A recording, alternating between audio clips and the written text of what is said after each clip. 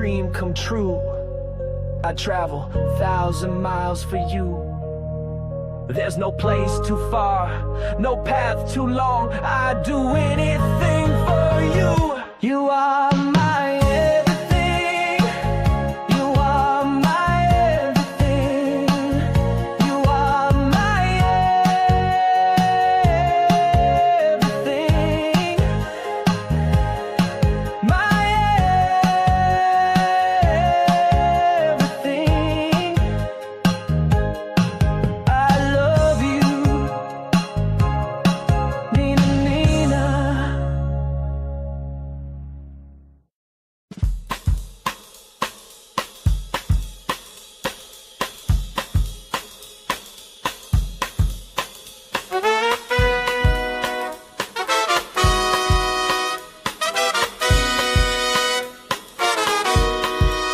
Well, it's Sunday, fun day.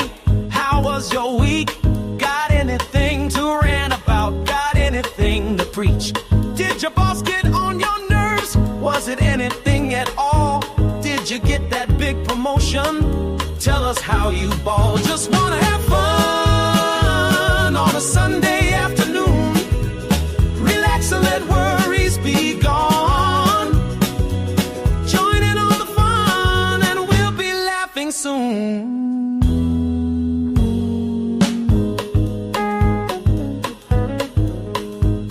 Speak your truth, don't hesitate. Open up, don't wait, don't contemplate. Don't let it dissipate before it's too late. Don't be filled with hate. Go out there and be great. Got anything to brag about? Got anything to complain about? Got anything you can't live without? Or anything that makes you shout it out loud? This is the place to be.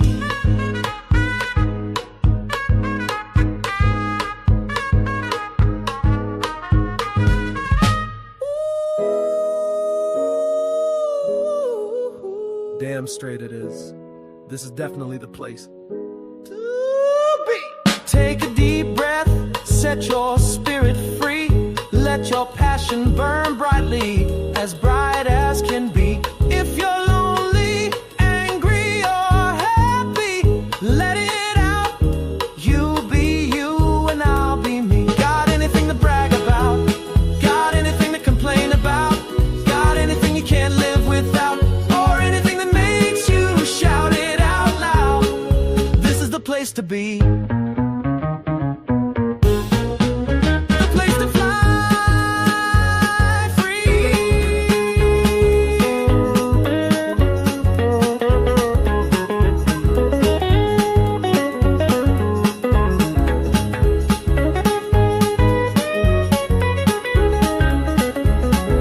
Oh, embrace the beautiful chaos.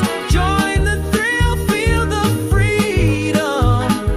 I know we're all different, but we're all the same. Just wanna have fun on a Sunday evening. Relax and let worries be gone. Coming together, bright vibes, no need for leaving. Finding a rhythm, joy that's worth believing. We're sharing these moments, feeling the love that's never deceiving.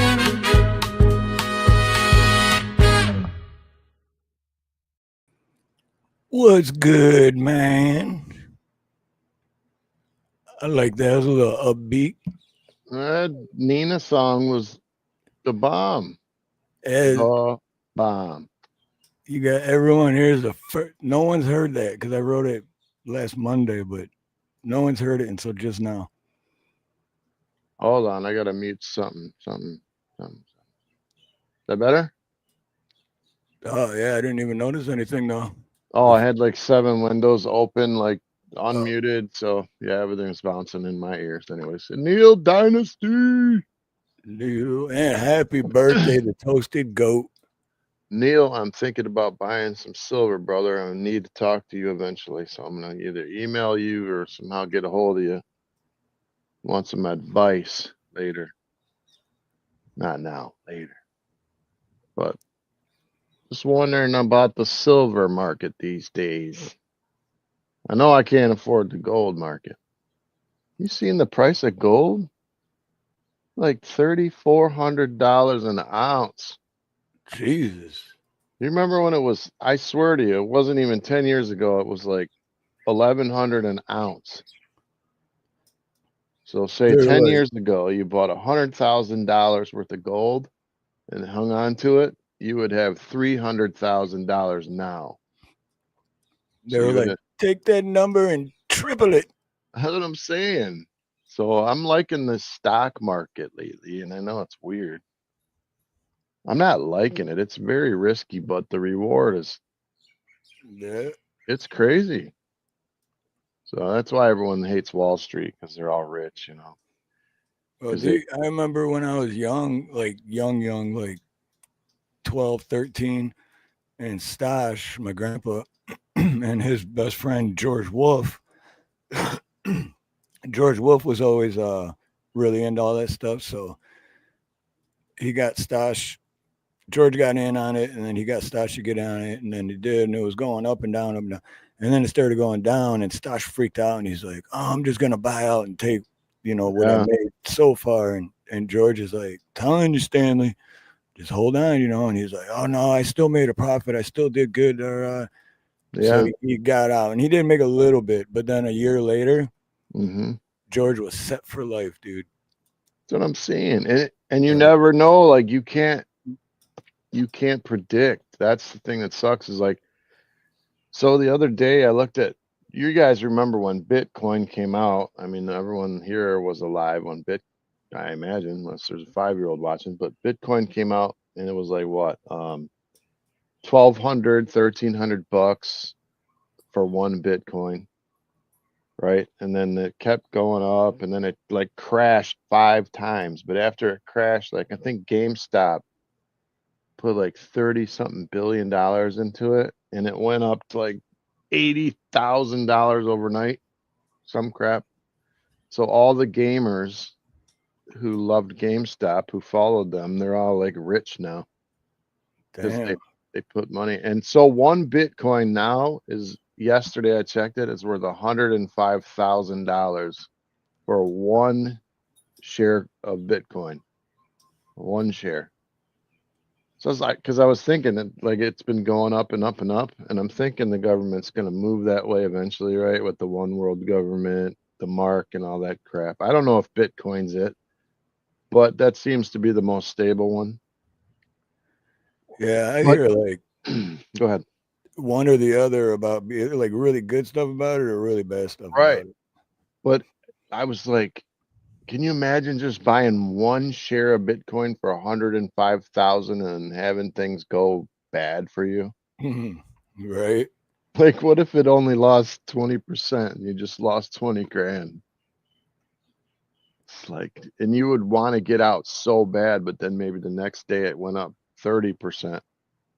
It's like, Right. Or the next thing you know is like that 110,000 is now 500,000 and you're just like George Wolf, you're just set for life just like that. and I was thinking about this yesterday. How come all these, remember, congressmen only make a certain amount of money per year, but they always leave Mhm. multi millionaires, right? And Yep. and this insider trading stuff, they say doesn't happen, okay? But if Buffett tells his buddies, "Hey, I'm gonna sell like 10 billion of this tomorrow," people pull their money out. I mean, that's what a friend would do, right? Is that insider trading, or is that just a friend telling, "Hey, say, hey, buddy, you're my buddy. I want to protect your investments." Or if he says, "Tomorrow, I'm going to put 10 billion into something, you should buy today." Right. And that's exactly what they do. And yeah, it's insider trading. It's But between friends, is it really a crime? For one thing, in quotes, is that a crime? And they all get rich that way, and that's why everyone hates Wall Street but because that's the thing though, they're not really friends because they'd stab each other in the back at a drop of a dime. They're yeah, just like hooking each other up. my brother was telling me like a while back that he told my mom to buy, I think the first go around Trump had, I think oil was down to like $41 a barrel, and it was so low that they weren't making enough money on it. So I think my brother had told my mom to invest in oil, and then went up to to almost $100 a barrel and after Trump's presidency. So you think about that, you would have doubled in half your money. So if you put 100,000 and you would have come away with 250,000 at the end of a 3-year term, what kind of investment can you make and make that kind of money? Of course, you could have lost too, but anyway, I don't know why I'm talking about this. It's just crazy. These guys make easy money, is what I'm trying to get at. Yep. It's like Yep. they can On the books, they make like what, $110,000 a year through the government, but yet they're still millionaires. Right. And you don't have to pay taxes on any of the money as long as it's in like an equity fund or a retirement account or whatever. There's no taxes until you pull the money out. So they're moving the money around into these different businesses, and they never have to pay taxes. They like buy a car and say it's for their business, and then they write it off on their taxes. Yep. All a scam. It's completely a scam. And then they raise our taxes. Yeah. More and more people are catching on to the why are we paying taxes 4 times thing. Why was my paycheck taxed? And then why when I went to the store I got taxed again? And then why am I paying taxes on the house that I purchased with taxed money? All those things make sense, right? But how dare you? And they even make you, if you have a certain amount of money sitting in an account for your retirement, for those of you with 401ks, if you're over the age of 73, they make you take your money within 10 years out to make sure you pay taxes. No, I never knew that. No shit. Can you believe that? I don't know anybody it's happened to, but I'm saying yeah, I was reading these clauses and stuff. I was trying to learn about the markets and stuff, how these guys make their easy money. And I read that, yeah, you got to take it out within 10 years. So I never knew that. Wow. Because they want their money, not because of any other reason other than they want to tax your money before you pass away. Isn't that nuts? And think about this. When you're dead and you have real estate, after you're dead and people are going to sell your homes, you're still paying taxes after you're dead. No, yeah, that's bullshit right there. So anyway, I just went off on this Wall Street kick. If I figure it out, guys, I'm going to let you know what to get into. Me and my brother have been, we want to get into that insider club where we know the next move so we can. Right. I mean, we don't got money like that. I'm just saying you could start at penny stocks. Yep. You could start putting, $500 in something and leaving it for a few years, and like Wolf of Wall Street. Yeah, I mean, we were talking about, just putting a little bit of tiny money in a lot of different things, and then hopefully, if you get a 70% return, you might lose some, but you might also gain. It's kind of like lottery, really. You just got to be smart about where you stick it. Like if you see a war coming, where are you going to put it? In munitions, gunpowder, figure it out. You see a COVID coming, put it in the hospital, put it into the the big pharmas, put it into the vaccine. If you see stuff coming, prepare for it and put money into those things that you think that they're going to need ahead of time. I don't think anybody could have predicted how bad the Rona thing would have got, but imagine how much Lysol made, right? And 3M company made off of masks and Lysol alone. Yeah, no kidding, right? Shit. So the shares for Lysol went from like $2 to like $80 in less than a month. or the alcohol crap you could wash your hands with or whatever. Yeah, Sanitizer. the sanitizer shit. Yeah, do you remember this? Even the distilleries that were making vodka and alcohol stopped making vodka and just started selling their 70% alcohol to those companies that were running out, like Purell, running out of alcohol. No shit, I didn't know that. Yeah, and they stayed afloat because people weren't buying the alcohol, so they stayed afloat selling their alcohol to the Purell companies and all that stuff. And I was like, these guys are smart. They're smart. I mean, they're taking advantage of a bad situation, I guess. But that's Dude, how the thing is too that sanitizer wipe, whatever the hand stuff, that's dangerous. You're not even supposed to use it that much. that's what And I'm people saying. were using the shit out of it. I read the other day. Now I told my brother I haven't been feeling very good. I'm like, yeah, I might have of what is it called, a vantavirus or oh God, what is it? James wrote it in the chat, bro. I don't know what it is. Huntavirus or something like that from rats, rat poop. Supposedly, if you get around rat poop or urine, you can get the hantavirus, I think it's called. Yeah. So I looked this up, and it's very rare, okay? But I looked it up, like, and it said it can go through the cracks in your skin. It can go into the pores of your skin and get into your body that way. Dude, that's crazy. Just because I was just thinking about this yesterday. This is crazy. You just said that. And this was from like 15 years ago. But I read this. Hey, Brandon Mitchell, aloha, brother. Hey, show Rich, Peanut, everyone, Snooks. But Sorry, I went into a Garrett. rampage. We didn't say hi. But Hello. this was like 10 years ago, and or 15 years ago actually. And I read this article about how this dude died, but they were like all like, we have no idea how, like what happened. And then when they finally figured it out, what it was is that all he did was buy a pop, a soda from the store. And the store, it was like a party store, like kind of in the hood. And because it was in the back for so long before he put it in the shelves, and there was rat urine on the can, and he didn't wipe it off, and he just drank it, but he had no idea. It looked clean, and that's what killed him. I remember that. Yeah, I remember You remember that story? And Yeah, because dude, I yeah. wipe off when I drink cans. Every time I don't do drink the cans same that thing. often, but when I do, I think of that story. And then you just brought that up. That's weird. I think, dude, ever since I read that story, I washed the top of my pop cans off.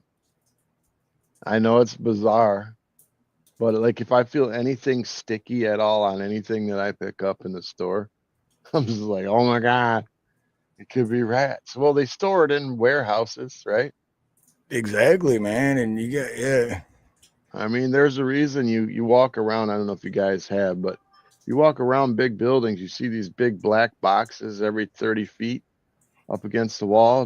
Those are rat poison traps. And they Yep. have them on the inside too. It's because rats will go anywhere it's Dude, warm and there's food. everywhere out here, man. Everywhere.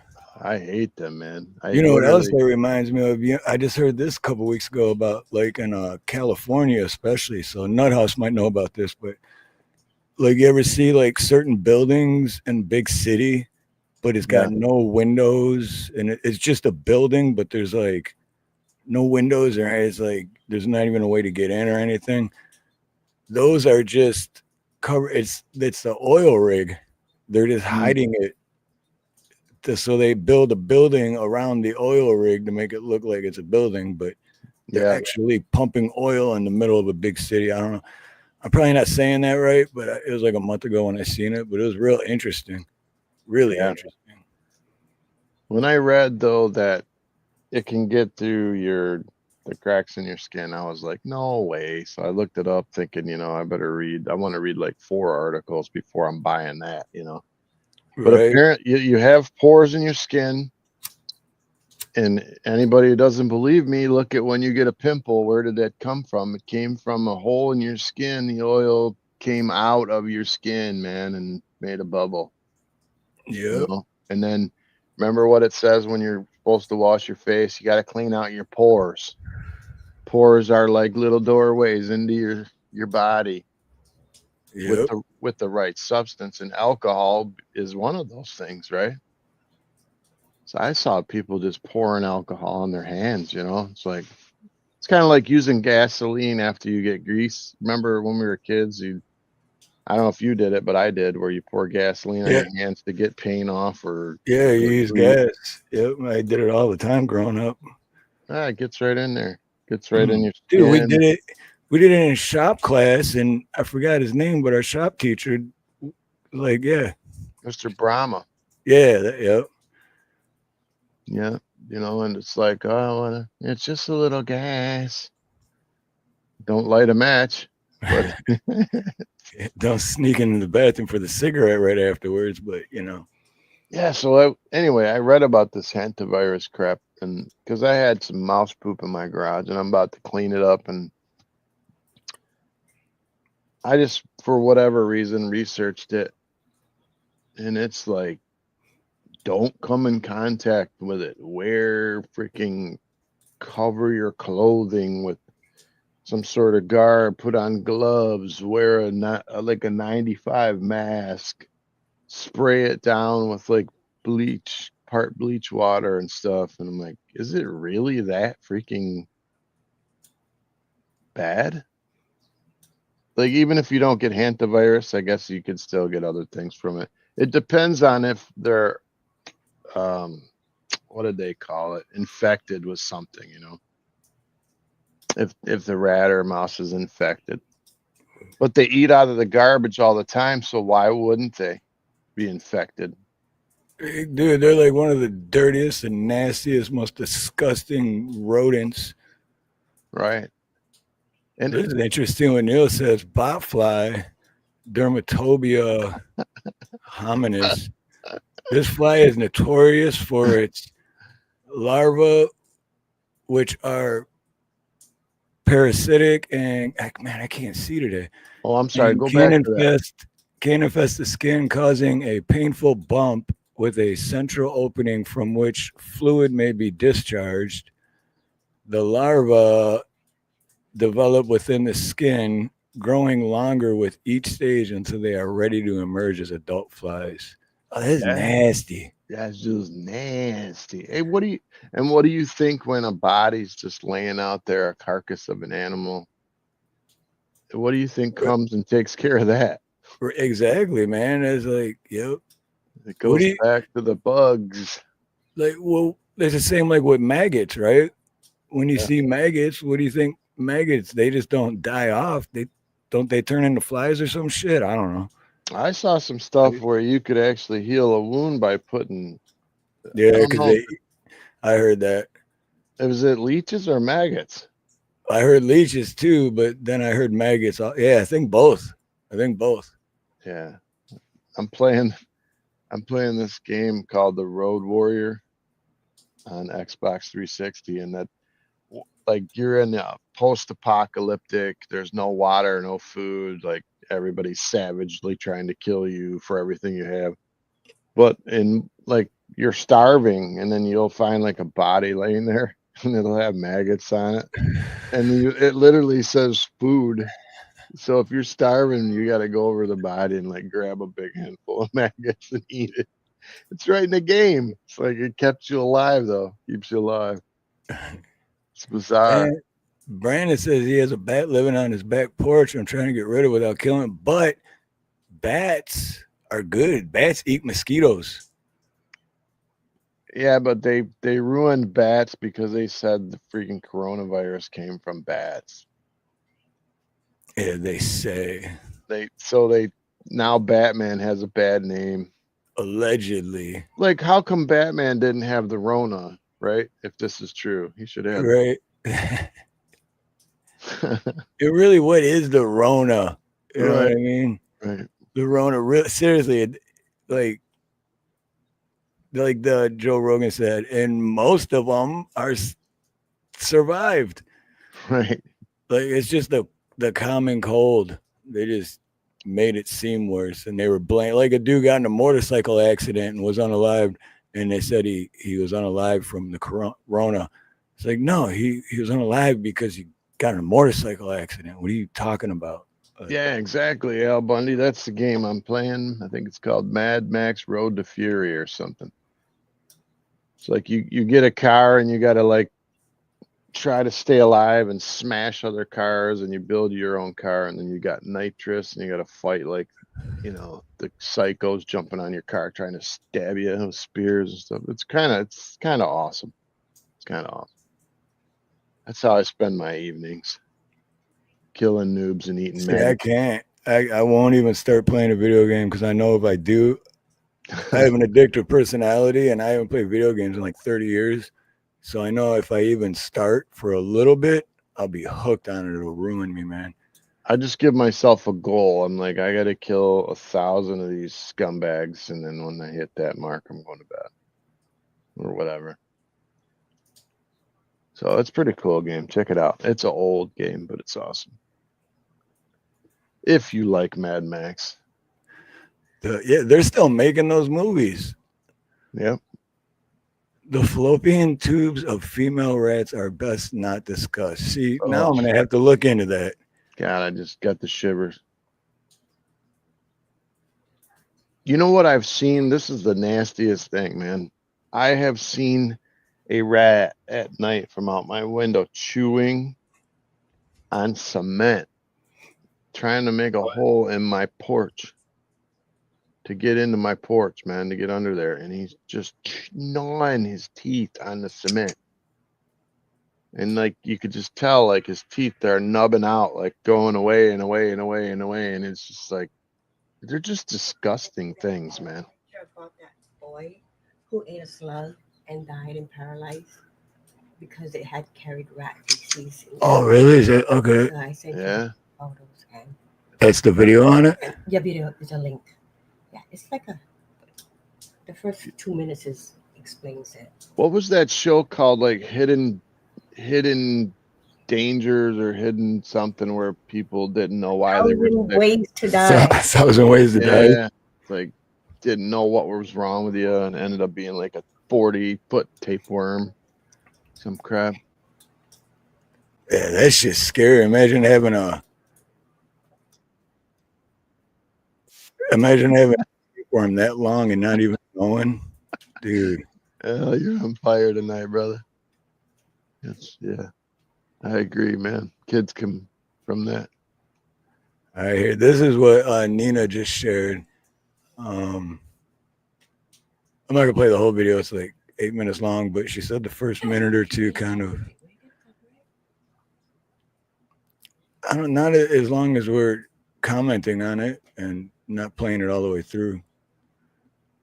So, but In 2010, 19-year-old Australian teen Sam Ballard made a mistake that would cost him his life. It was just a silly dare among teenage boys. What could it hurt to eat a small slug? Sam eat a small, and I gotta pause it because of the copyright shit. So sorry, I hate when people do that too. You know, and I bet you all these scumbags next to him talked him into doing it. Yep. I was just going to say that. Like, all his, like, he said, it seemed harmless, and all his friends were Right. just Don't being get us sissy. bullies. We all And done like, oh, it. dude, you sissy boy, you're not going to eat a slug. But we'll find out. We could be wrong. But Yeah, we but I could have- be wrong, but I'm not. otherwise. was hanging out with his friends one night in 2010, drinking red wine and trying to act like grown-ups. As one of the boys, Jimmy Galvin, described it, that's when a slug began crawling across the patio of Galvin's home. The teens dared each other to eat the slimy creature. Oh, dude, I wouldn't do that. Oh, I wouldn't even care. I nasty. wouldn't do that, regardless. No money involved. Come on. Even if there was, it wasn't worth it. But I'd do something. I'll wash it or scrub it with some soap for the right amount of money. Should I eat it? Sam asked. Before anyone could stop him, Sam swallowed the slug whole. At first, everything dude. seemed fine. Sam continued on as normal for a couple of days. But then he started feeling weak and complained of severe pain in his legs. Sam told his mother what he had done, but she, like his friends, didn't think anything bad could happen from What? I don't know. I can't think anything good would happen from eating a slug. Don't worry, you'll be fine, son. Your acid in your stomach will kill it. Well, yeah, because I mean, you think about it, you pour salt on them and they just dissolve. So you would think the acid in the stomach would do that, but shit, I don't know. simply eating a slug. Yet his symptoms persisted. His worried mother, Katie, rushed him to the hospital as his symptoms rapidly worsened. Doctors initially feared Sam might have multiple sclerosis, which had afflicted his father. But the true cause turned out to be something much stranger and more sinister. The slug Sam had swallowed was infected with a parasite called rat lungworm. This worm... Oh, rat lungworm. That's why I was trying to show it to you. Okay, so that's why you showed it because we were talking about the rat shit and piss. Just the guy chewing next to the snail got me all nasty out, dude. It's like, oh my god. Stop chewing next to the slug. Here we go. Right here. Oh, yeah. Watch when he's just chewing, dude. He's just like much stranger and more sinister. The slug Sam got me. excreted in their feet. Oh, dude, that is gross. What is? Oh, That's the like, that's the worm. That's the worms. Oh my god, dude, I would freak out if Rat feces. They eat the rat feces, and then he actually ate the man. slug that eats the rat feces. So. Neil wants a sandwich right now.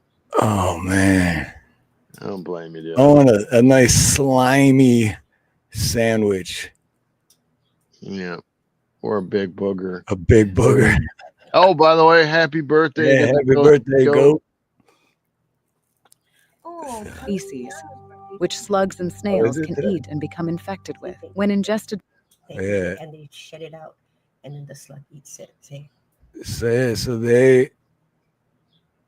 rat lungworm disease is caused by a parasitic worm called whatever that says. An infected rat coughs up worms from the lungs into the throat, where they are then swallowed by the rat. I am now. So he coughs it up from his lungs and then eats it. The worms are now in the rat's digestive system, so then they shit it, and then the snail eats that, and then this doofus eats the snail. Oh man! By humans, the worms can burrow into the brain and wreak devastating damage. In Sam's case, the parasite caused a rare and severe infection of the brain called eosinophilic meningoencephalitis. Say what? Fell into a coma that lasted. You know what that means? Is just swallowing of your brain. Pretty much, your brain just swells way up. Yeah, but this kid's pretty messed up now. When Sam finally awoke, he was paralyzed from the neck down and unable to eat or go to the bathroom without assistance. Dude. The once vibrant rugby player and adventurous spirit was now completely dependent on others for his basic needs. And paralyzed man. All because he ate a slug to like make his buddies laugh. I agree. Rats are just nasty. You know, we did some pretty stupid shit too when we were teenagers just to impress our friends and shit, right? I'm not gonna say that word, but I agree with you, Neil. Oh yeah. Yeah, that's a whole nother story how they took that out of context and made it seem like it was something that it wasn't. And I watched a guy putting that on his tongue the other day on a video, like a certain amount every day. I wouldn't do it personally, but he did it, and he said they do it to horses all the time. It's nice. I know I'm not. I could. Yeah. Medical care. Sam was described as a rough and tumble sort of character before the incident, and his mother felt as though she would never have to worry about anything bad happening to him. But unfortunately, something beyond their wild. Oh man, hey, that's pretty much the whole story. But yeah, we don't need to keep going. Like, the dude ate a freaking slug. That's it, man. Don't. Oh, look at that thing, dude. Those are so nasty, man. I like this Governor Sanders Cheddar Pepper says he made it available over the counter in Arkansas. Yeah, I Oh, mean, nice. even Joe Rogan, you know, people like that they swore by it. Dana White. But that's what I mean. And then all the, you know, the government always tries, you have to pick a side. They're always dividing everyone. So then the other side's like, oh, that's a horse, blah, blah, blah. And they just take it out of context and make it seem what it's not. And then make a big deal out of nothing. And Well, it's like Mr. Cheddar Pepper said earlier too. Big Pharma cares about the money, not you. So wasn't that's why like they made a big deal about it, because they don't really want you to get better. They want you to keep taking this shit because they want the money. am I wrong, or it wasn't ketamine at one point? It's still used for animals or horses. Isn't that a horse thing, ketamine? And now Yeah, people no, are ivermectin too was for a horse, but there's over the counter for humans, and then there's the animal one. But all right. Well, that's that's so true, crazy. Brandon. Don't lick any snails. And I It did is see that. crazy to eat it because I won't even touch one because I've seen them and I won't even touch it. Yeah, like why would you want to touch it? Right, that's what I mean. Let alone eat it. Like, I get the bashed it with a rock. fuck out of here with that. There's some things that you see out there in the world just makes you want to just bash them with a rock, and that's one of I them. just pour salt on them and they just disappear. See, that should tell you everything you need to know right there. You put salt on it and it died, man. It dissolves, It's like garlic with Dracula. disintegrates. Yeah, yep. Right?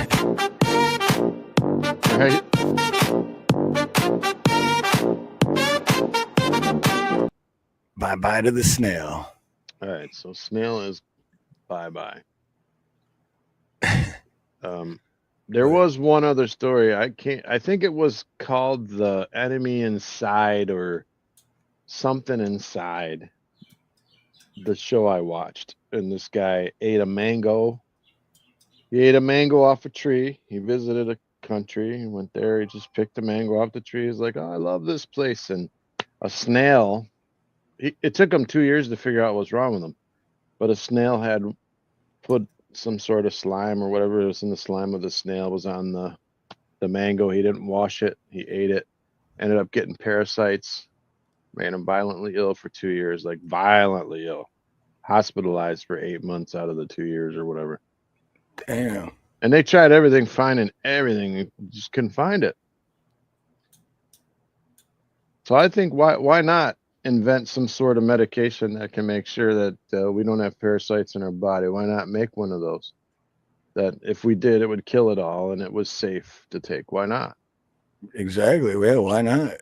Because like you think about it, if you eat an avocado, right, and you don't know what's inside there, right? I just like take a spoon and scoop it out, but there could be a parasite in there. It's not cooked. Very true. I never even thought of that. That's very true, though. You know what I'm saying? Like sometimes I see little brown spots and I cut them off, but sometimes I just spoon it out and eat it, you know? So I thought about that the other day when I was eating it. I'm like, it could be a parasite in here. Because I think the dumbest stuff all the time. Anyway, switching gears. Yeah. So what made you go ahead? Lisa Anderson, Motor City Maniac, Midwest Accountability, Dub Wubs, and ANCAP Cop Watch were all gifted a membership by moi. Nice. My brother. Those are pretty good picks too. Everyone, sometimes you get like a couple names where you're like, I don't even recognize that name, but So at least I anyway, recognize all those. But anyway, wait, you were gonna say something. Go ahead. I'm just saying, take care of, just keep yourself safe. You're gonna be cleaning up your garage this spring and getting rid of old stuff. Just take precaution around the red, and if you see any of those droppings, just take precaution. Don't sweep them up or vacuum them up. Spray them down with some sort of disinfectant. Wear some gloves at least. Yeah. All I'm saying. What's up, Indy? What's up, Indy? And I care about you all enough to say that even though my brother says I'm crazy, I would still do it. Being on a snail is a simple pleasure in life. But now we were talking earlier about that earthquake because I Yeah, think like yeah. a month ago, I think I brought it up when I was saying how one of my customers, she was talking about how they're supposed to be having this earthquake in Japan, and then we're supposed to have a tsunami from it, and we're pretty much screwed. It's June already, and she said it was going to be in June, and that, dude, that's crazy, man. It's a 6.0 today, I guess, in Japan, Wow.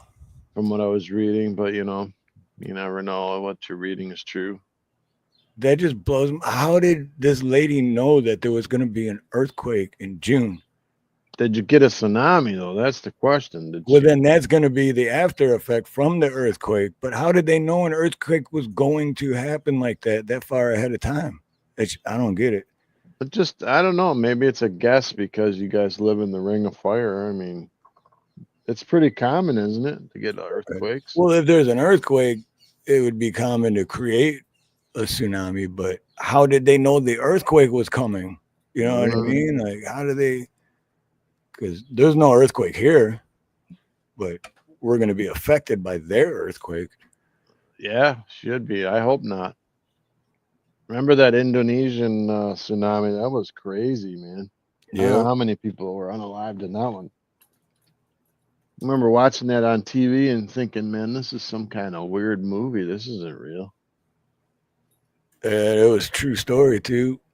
But you said the earthquake was what, 6 something? Okay. Okay, she was 6.0. saying that it was supposed to be like 10. Oh, if it's 10. And then we were gonna have like a tsunami. If you weren't on like a certain part of the island, you're just like say bye. I can imagine having a 10 like in California at some point, for sure. But if it's only 6, I'm not so worried about the tsunami anymore. So that's a good thing. 6 Good. would still shake you up pretty good, I imagine. Well, yeah, it'll still kick some waves, but not tsunami where we're all gonna get wiped out like that movie.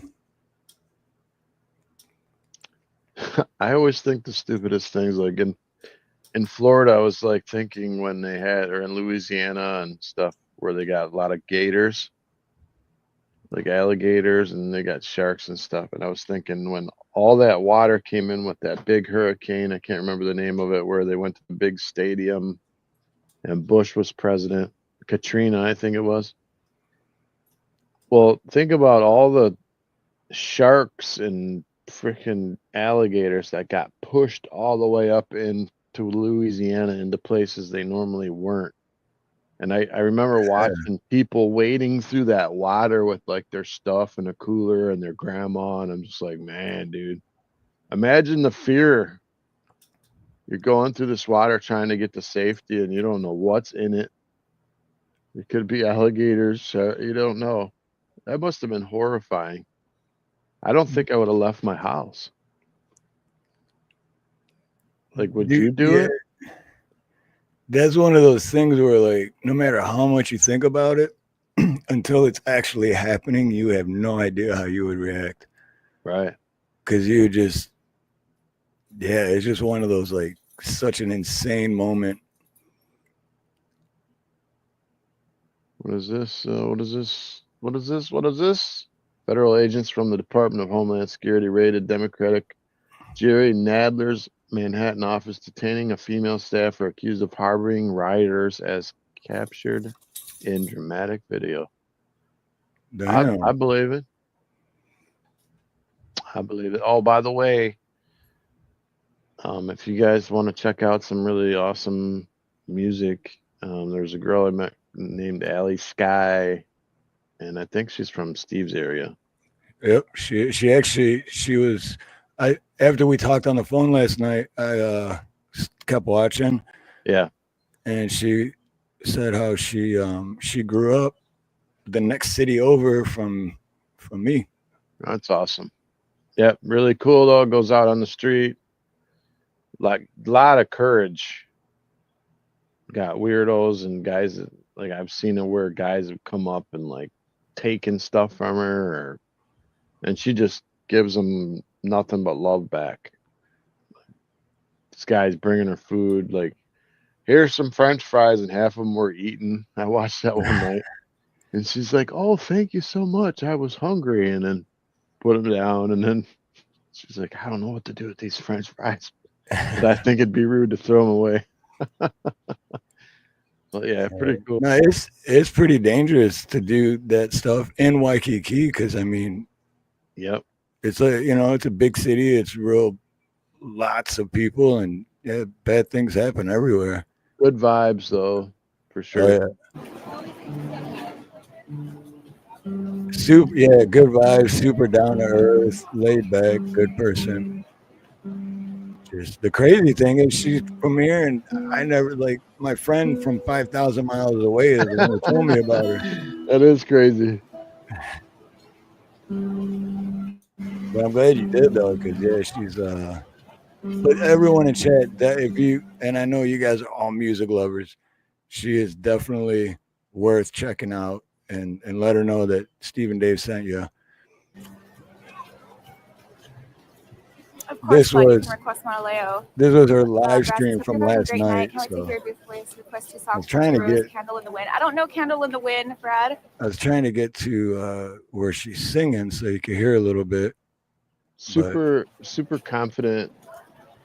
Love it. Hydrate. Good job. Hydrate. Amazing. Have fun, Allie. I appreciate your earnest thing. Miss playing. Well, remember you have time.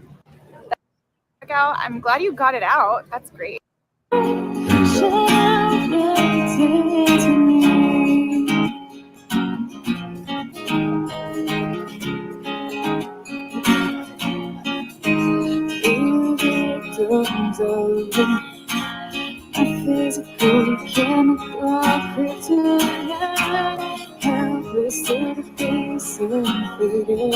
Anyways, pretty much she'll do any kind of songs that you guys ask. She'll try if she knows or can figure it out. She will definitely do your requests. And I am a sucker for starving artists. So I think this is awesome as it gets right here to walk out into the middle of a street, have the courage to just start singing in front of people you don't know. That's what's so impressive to me because I mean she goes out there by herself. Yep. She brings her amp or speaker or whatever, the microphone, the stand. She's got her guitar. She does that all set up. And because I've seen people do this in Waikiki, and to be honest, a lot of them are horrible. And it's just like, I've got to walk back by here as quick as possible because but she's amazing, man. She's really good. And to do that all by yourself is just, that's very, very impressive and awesome. My thing I love most is the confidence level. That's like something you can't give somebody. They have to just have that. You know what I mean? The confidence to just grab a mic and play. Right. That's amazing to me. I could do it. I would have to make myself do it. And then everyone would pay me to stop singing probably, but you know what I mean? But still, awesome person. Like, here, man, I'll give you $50. Oh, thanks, dude. I'll sing another one. No, here, I'll give you another 50 not to. Right. Yeah, I'll bring you some chewed up fries. Our next topic. Definitely go check her out. I'm going to put the link one more time in the chat just in case you didn't get it. But I did tell her on her live stream last night that I was going to share her out today. And I only do that if I actually like someone's music. And on top of her music, she's a great person. So yep. Double whammy. Most importantly is awesome inside. So yeah. Another topic that I just saw before I came in was, I'm trying to remember what. Oh, in Colorado, there was these peaceful protesters earlier today that they're Israeli, or they were pro-Israeli, and they weren't protesting. They were just having like a get together type deal. in a crowded market shopping area where people are outside, you know, the outside shopping places. Yep. And Strip mall kind of deal. this dude Mohammed Salman or whatever rolls up with two, I think this is the story, 2 Molotov cocktails, lights them on fire and throws them at crowds of people, lighting multiple people in flames. And this is the world that we live in today. Jesus. This is the loving religion to light people on fire because of, I mean, it sounds like Hitler to me. It's like, I don't know that. So that one killed me. That was right before I came on that I read that happen. And I'm just like, what is wrong with people, dude? How are you gonna go to the corner where people are just shopping and having like iced tea, sitting there having talking with their friends and throw fire at them, and then call that peaceful? Anyways, I didn't want to play it. I probably would have got a copyright, but in your spare time, if you guys want to check it out, there's a lot of hatred right now towards Israel and anyone Israeli or anti-Semitic people out there, especially at the colleges. I don't know if you guys been noticing. Yeah, that's all the government dividing everybody. And they're having these teachers teach this crap on college campuses, all with taxpayer money. Yeah, multiple people hospitalized for burns after attack. Oh, and this is 2 hours ago that Yeah, it this was like posted. right before I came on. I read it and I told my wife and was just sad. I'm just like, I'm sad that the world is this messed up, man. Like, what happened to us, man? God. I mean, I know you don't like people, but you freaking try to light them on fire? I'll tell you my personal opinion where it got all messed up. The government. Yeah. It's all the government's fault, man. They've been dividing people since the 40s and since the 50s, really. And if this dude turns out to be a guy that got over the border, this should all be on Biden and his administration's head. All of it. I mean, he was the one not freaking closing our borders, dude, letting these people in. They raided today. I guess Trump he was talking today with ICE. He wants 1,500 arrests per day is the quota that he's asking ICE to do. 1,500, and not just illegal immigrants. It's illegal immigrants that have done criminal activities, you know, like RAPE and children stuff and that kind of thing. And today alone, I was watching, I think they had caught 700 today, one of which was in the country illegally, which was charged with raping. I'm not allowed to say that. My bad. Doing that to a very young person, and the guy lived next to the playground, and they caught him at his home. ICE did today, living next to a playground. Illegally in our country. What's up, Top Spin? Good to see you, man. Long time no see. So that's why I'm passionate about it. I know there's two sides to it. I know it doesn't seem right. I know it seems like you can't lump them all in together, but I imagine you can if they're freaking criminals and murderers. We don't want those people here, do we? Let's get them out of here, I say. And then the Democratic people were coming out saying, oh, yeah, this is the Gestapo. ICE is the Gestapo. And then they doxed a bunch of ICE people, gave out their addresses of where these ICE people live and their families live. It's like, what is happening? So where's the consequences when you doxed these people and you put their lives in jeopardy, where's the consequences for that? Well, if the government's doing it, there is none. There's no accountability. That's what I'm saying. At some point, the people are going to have to do it. I mean, what happened in the old times when someone committed a crime and there wasn't a... I mean, are you still allowed to do a citizen's arrest in this country? Supposedly, but it doesn't. It's still legal to do it, but it doesn't. Nothing happens. I mean, what if you did? Would you get sued? Would you be the bad guy?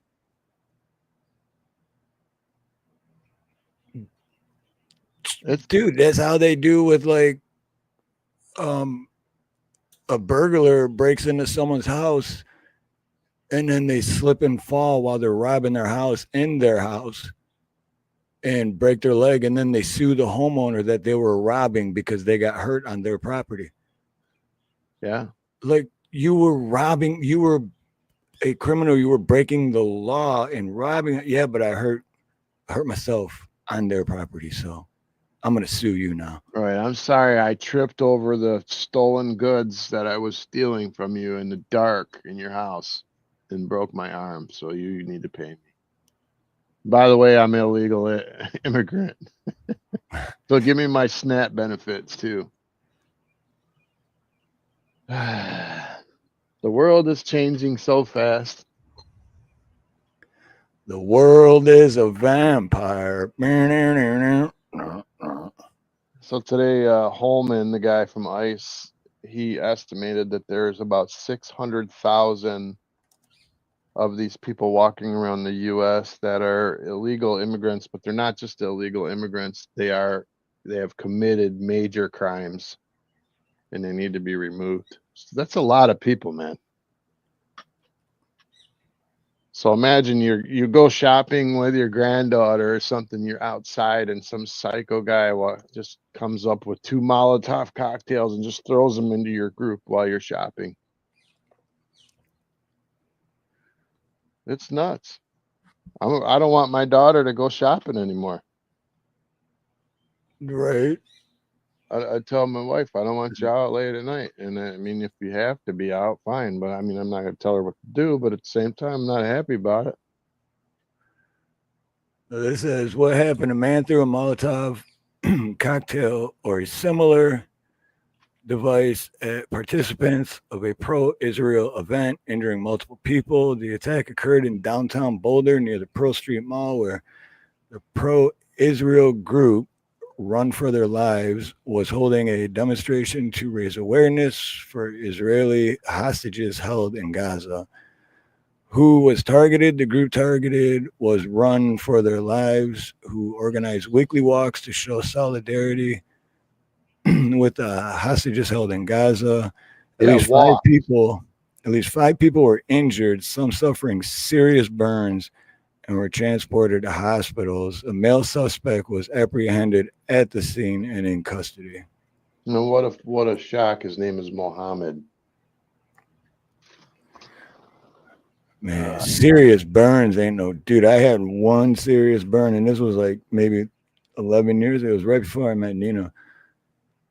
Dude, oh my God. I just thinking about it makes the hair on my neck stand up, because it burn, like really bad burns like that are so agonizing. Oh my God, dude, just thinking about it makes me cringe. Just the road rash from the accident I had on my arms, man. Yeah, it does. But you would think like a burn, because this is what messed me up. The burn is so bad, like, because I've had burns before and it's just like, it burns, right? It's just like, but this burn was so bad that it was like my whole arm was in pain, like excruciating pain. It was like, I didn't know a burn could do that. The thing that bothered me the most about this is that these people, did you see what their protest was? They go for weekly walks. That's it. Just to bring awareness to the issue. They're not rioting and shoving stuff in people's face and screaming and yelling. They're going for a walk to show solidarity for people that are in captivity and being hurt. It's like, this is a peaceful demonstration. This is allowed in this country, right? We're allowed to do that here. Yeah, it's called the First Amendment. And then this guy's lucky if he didn't get capped, because if I was there, anyways, I would have gave him a peanut butter sandwich. Colorado governor condemned the attack as a heinous act of terror, and the local Jewish community expressed sadness and heartbreak. That's a hate crime. Run for Their Lives, the targeted group, Run for Their Lives, has been holding weekly walks in Boulder since Thanksgiving 2023 to advocate for the release of Israel hostages. So yeah, they just once a week since Thanksgiving 2023, once a week they just go for walks and peacefully protest. It's not Literally violent. Peacefully protest. Yep. So I mean, you notice that these guys that have so much courage, right? These terrorists have so much courage that they attack the weakest, most peaceful people, so they don't get hurt, back, because obviously they're not going to go up to a bunch of big dudes. Well, because they're trying to use fear. Yeah. And put fear into people that are not even causing problems. They're just bringing awareness. So whatever. But, I heard Harvard got their money taken away. And also their student visa program is being really restricted right now because of who they were bringing into the country. I don't know if you heard that, but they took their whatever grant monies and stuff they were giving Harvard, they stopped because they won't stop the protesting on the campus. They're allowing it, which is anti-Semitic, and all the Israeli kids are freaking out. They're scared to be there because their school's not showing solidarity and saying, hey, you can protest, but you can't get violent. Like, you have the right to disagree, but you don't get violent. Throw water balloons. I don't care, but don't be throwing no fire, bro. Come on. And they won't renounce it. Harvard won't renounce that it's wrong. And I don't like Palestinian people getting hurt either. Right? So there's a lot of innocent people get hurt on both sides. I don't like that either. But you got people like George Soros and all these other people coming in, like baiting them to get violent, and it's just what happened to the world all of a sudden. Well, yeah, and they got paid crisis actors too, right? Right. And how dare, what if the peaceful people actually fought back? Then the whole world would be like, oh my God, they fought back. They're the worst. Who cares if the other ones burnt down the city? Now the good people are acting bad. See, now we got them. We'll put them all in jail. We'll let the BLMs go, and we'll put the other guys in jail, right? It seems kind of backwards.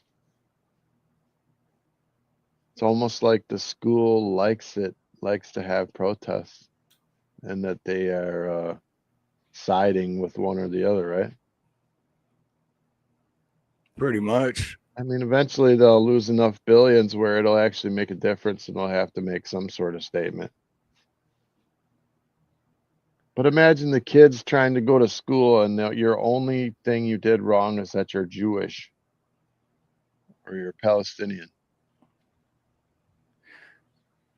Dude, listen to this.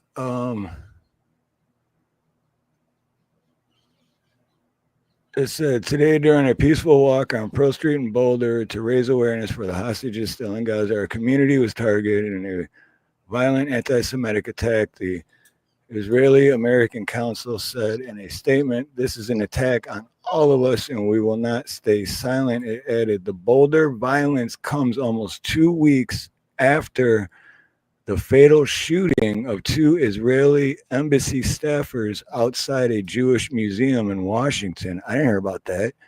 Yep. Where a 31-year-old suspect who shouted "Free Palestine" was taken into custody by police. And I didn't hear about that. both the victims were like 23, 24, good-looking kids. They weren't there to make trouble, and they got unalived. Wow, I didn't even know about that. Oh shit. So this is happening. I mean, this is happening all over. If you look at the news, I try not to look very much, man, but I did today, and I'm like, wow, I missed a lot. There's a 12 people somewhere. There was a shooter, active shooter or something. 12 people got injured in that one. I didn't read into that one very much because it was right before the show, but a lot of stuff's been happening. And it's like, man, I want to get. Me and my brother have been talking about getting out of here, getting out of the city, getting away from here, while we can. Not that we're afraid. It's just you see it creeping more and more toward it. Mm-hmm. I don't want my kids growing up where when they go to school, they're scared to sit in their classrooms all day.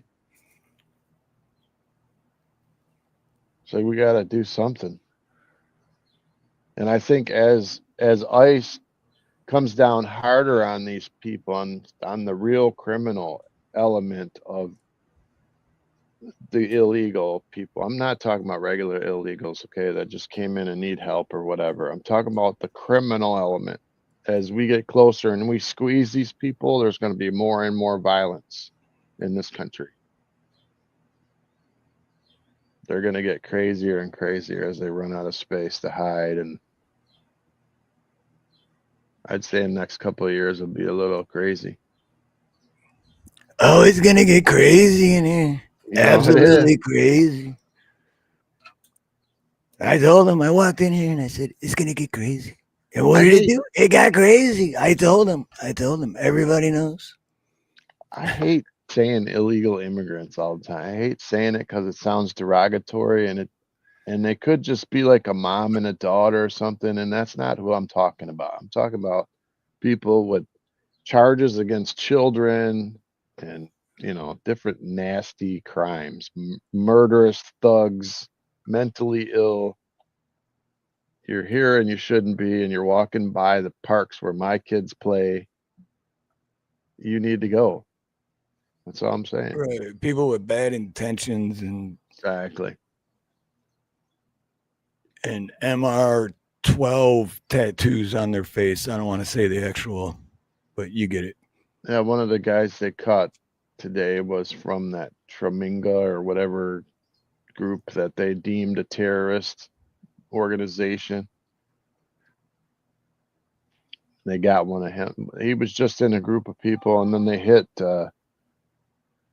this underground club with 36, I think it's 36 Chinese nationals and some Taiwan, I don't even know how to say it, Taiwanese people. Taiwanese, yeah. Taiwanese. I see me tripping all over that one, but yeah, they arrested them, and like a couple of those guys were MS-13. Not the Chinese, but the other guys they pulled out. A lot of them were just young girls they had in there. Some of them were underage and doing stuff they shouldn't have been. And of course, you're in an illegal club with illegals. They're not following the law, and there's some young people getting hurt. Right. And used and trafficked. And we don't want that here, man. It's time to get rid of it. However, we got to do it.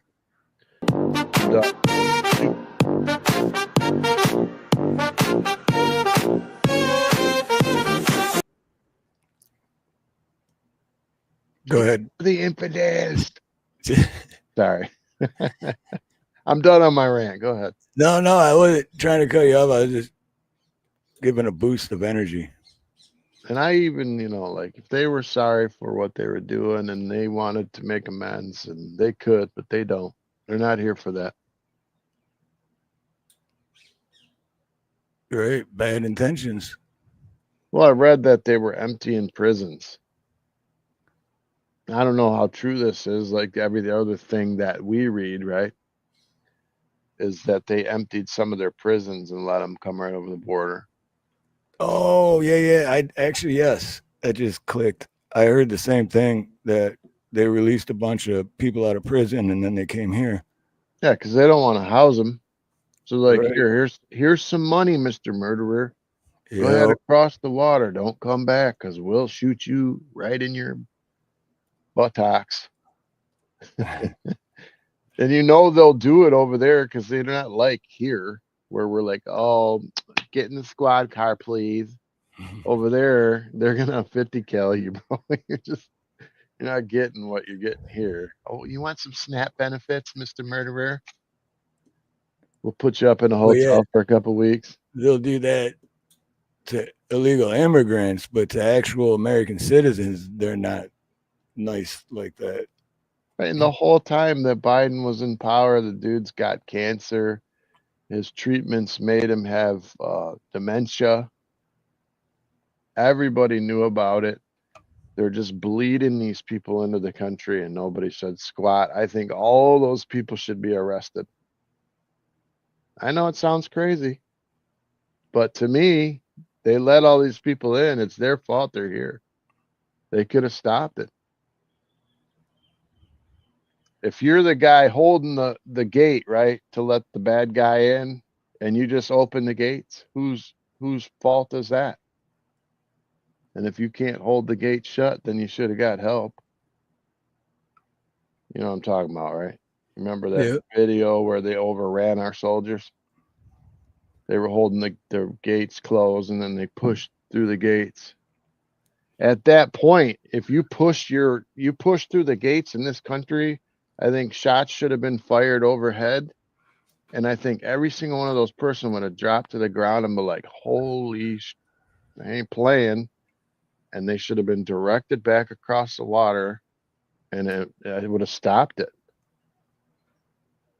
You know how weak we looked on TV when our soldiers are getting pushed over by hundreds of these people? And then not doing anything about it. Yeah. Right. Look, big times. Let's have a fence fight with these people. This is going to look good on TV. Like, spray them with a cannon. I don't care. Water cannon. Whatever nice way there is to do it. I don't care. Non-lethals, whatever. But let them know you're seriously not letting them in. That's all I'm saying. They were unwilling to do it. Did you see what Red Pill said? Trump made an X post that said Biden was alive in 2020. I don't know. Was that recent? What did he recently say that, Ken? Because who knows? I don't know. I'd probably believe it, but I'm pretty naive too. I believe a lot of shit. I mean, that if that was said, that'd be everywhere, wouldn't it? That'd be all over. It'd be front page. And this, remember the word? Well, I remember, dude. So I got to say this while it's on my head because it just popped in, and it's. I remember, yeah, because when I used to be really into that shit like an idiot, I used to. I remember, yeah, looking at pictures and saying, dude, that's not the same Biden. That's not like if you like the ears were different. Oh yeah, all this shit. So maybe it really was true. I don't know. I just thought it was like conspiracy shit, and it was fun at the time. But I don't know. Maybe it really was true. Who knows? It's been removed. No shit. Oh yeah. And speaking of the X, what was the deal with? I heard something about Elon like backed out or parted ways from his White House involvement or some shit. And I think we were talking about this earlier, and my opinion of why he's backing out is because he said he's only going to be there a few months, but I think that he has to do that in his best interest at this point. He has to distance himself from Trump and these other people because his business took a hit. People are attacking the vehicles and stuff. He's going to have to step back from Trump and distance himself. Even if he's still friends with him, he's going to have to do it for his business sake or lose it. Right. Which makes sense. Yeah, go ahead. Yeah. No, it makes sense. And then Creek said they made him back out. Well, he was getting somewhere, dude. He was digging in the real dirt. Right. Well, kind of like Trump was originally in 2016, but then he kind of stopped because, once, like I said, man, once you get involved, you find out what's really going on and you become corrupt. So what do you think about this this new, I think it's called the Big Beautiful Golden Dome? I don't know if you've heard of this, but supposedly we're going to be putting things in space that can shoot down nukes and have all kinds of missile, what are they called? I don't know if they're Patriots or THAAD or whatever. We're going to have them all over the U.S. in order to I have shoot not down. heard of that. Yeah, it's called like the Golden Dome or something like that. It's kind of like how Israel has the Iron Dome to shoot down missiles. Right. So they just okayed that. I forget how many billion. I think it was, I forget how many billion. I had to look it up. I should have my facts written. Ronnie would have had his facts written down. I know. Damn it, Ronnie. I'm sorry, Ronnie. Where you at, Ronnie? Come on. Come fucker. on back, Ronnie. But Miss yeah, you, man. so we're supposed to be doing some kind of dome over the U.S. And China's all mad about it. Russia's all mad about it. Oh, shit. I did not hear about that. I got to look that up now. Well, I mean, I always thought if I wanted to attack a country, right, everything's GPS guided and laser guided and with all these GPS systems, right, by satellite from space. If I was a dictator or a leader, I would have weapons in space to take out all these satellites that guide our military ships and stuff. I mean, what's to stop them from doing that eventually? Just like our phones work, or Starlink, how people can get internet in Ukraine even though they block the internet, and Starlink flies over and gives them internet. But if there was weapons in space that could destroy those satellites or our guidance systems for our military, then I think we could still fight back, but we'd be in trouble, I believe. Anyway, this big gold dome is supposed to shoot down any incoming ballistic missiles, including the new hypersonics that Russia made. Why does it even got to get to that, though? It's just like, all right, everyone's got their own country. Do your own thing. Why is it, we got to, like, I'm going to take your land. I'm going to take, it's like, you already have your own country. We got our own. Just fucking, you do you. We do us, Like, you know what I'm saying?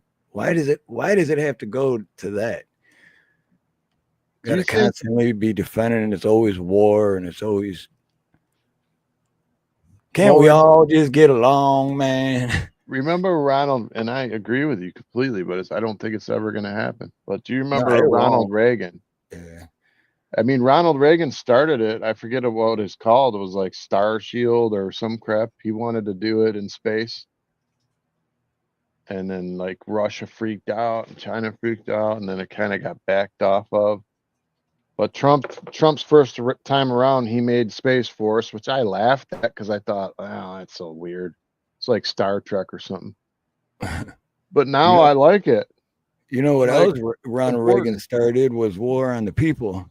Well, he called it war on drugs, but it's really war on the people because the government was bringing the drugs in, selling it to the people, and then arresting the people for buying their drugs, and called it war on drugs. Here's Jim, my brother, says we already have anti-satellite weapons, but space-based weapons are officially banned by treaty from the Cold War era. Star Wars. Yeah, Star Wars was what Reagan, I think what Reagan was going to do. But yeah, they're banned, but I don't think Trump cares at this point because we just passed it. Yeah, the Golden Dome. It's game changer. President Trump's Golden Dome plan might look simple here, but if the $175 billion missile defense shield is going to work the way he wants it to, the U.S. will need to put technology into space that is incredibly complex. In some cases, all right, I got a feeling to get copyright for this.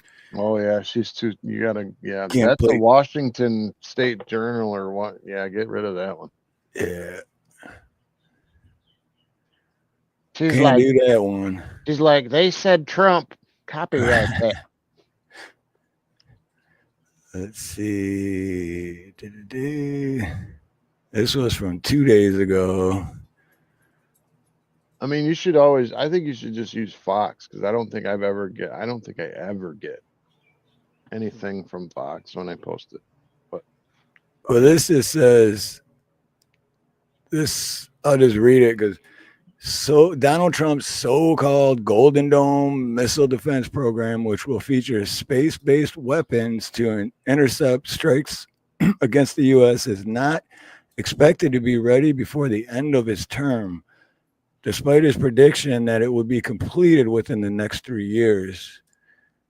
When he announced that the U.S. Space Force would oversee the project under General Michael Gutling, the president said he was confident that it would be fully operational before he left office.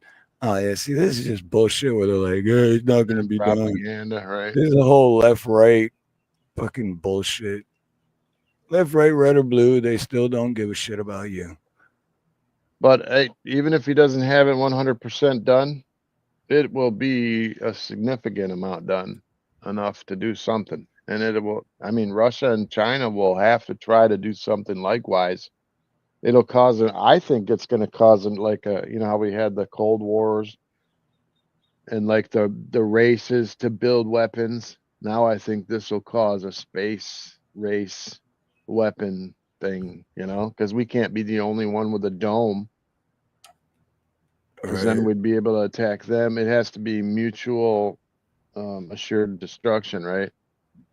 So that throws the balance of power off if we have a dome that can take down anything, and they don't. So it's going to cause some waves. Oh, yeah, but I'm going to build the wall, too. And Mexico's going to pay for it. That wall got built. It's not done. It's gone down by 99%, though, the traffic. Yeah, well. And the rest of them. I'll give them that. I'll give them that much. I say let the old ladies in, man. You know?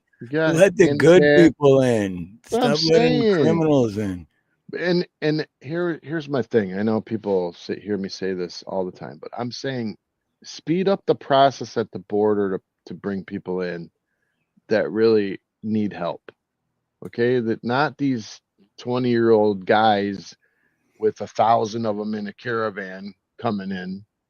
What did they do with the women? They left all the women at home. Right?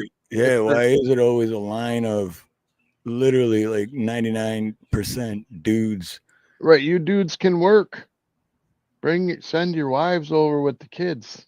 I just don't get it. If you're really here for that. I don't know maybe I sound crazy. I have no idea. I just think these people shouldn't be here. If they committed crimes, they don't belong here anyways, but especially if you commit crime here. Like we already don't have enough of that going on to begin with, right? Right. I mean, all us white people do what? 98% of the crimes. Well, that's just white privilege. I'm totally kidding, and no one said a word, but all right. I say if you're white, then take advantage of that white privilege, damn it. I know. Please show me what white privilege I have and show me how to extort it or use it. I want to use it. Show me. Show me. It's only the like really rich white people, I think, that have the privilege, right? Pretty much. Yeah. Let's see, Messenger. So, Ken's got me opening up Facebook, man. I don't open up Facebook. So what else did we have? We had the Golden Dome. We had the earthquake. Hold on. Ken sent me a screenshot of that, what he was talking about earlier. All right, here we go. Share this tab instead. There you go. There is no Joe Biden executed 2020. Biden clones, doubles, and robotic engineered soulless, mindless entities are what you see. But don't know the difference. I believe in what I think even Tom McDonald's new song is about that. It's about how they took people out and cloned them. Like he's an actual clone in his new video. Like they genetically somehow, I don't know how they would do it though, man. It sounds crazy, right? The whole thing sounds like when we're talking about we're lunatics. You could clone a person? Yeah, But you, I've seen, dude, I've watched videos with like those masks that they use. Dude, it's creepy how real that shit looks. I saw one of the, what's that the Boss show, Undercover Boss. I watched Undercover Boss and he wore one of those masks throughout the whole show and nobody knew who he was. And none of them thought it was fake. That's the thing. You don't even know that they're wearing a mask. Like that's what makes it creepy to me. Like, dude. I mean, if you watch Mission Impossible, those movies with the suitcase thing that can make the mask, I know it sounds nuts, but that's real shit though. That's like cool. That's what they call predictive programming. They show it in movies, and then you're just watching a movie thinking like, oh wow, that's crazy. But it's setting your mind up. So in the future, when it does really happen in real life, you're already like, oh, I kind of already knew that. It's like, yeah, because predictive programming, you know. Know what I'm saying? I know what you're saying. So now, what they do is they put a watch up your ass for 10 years.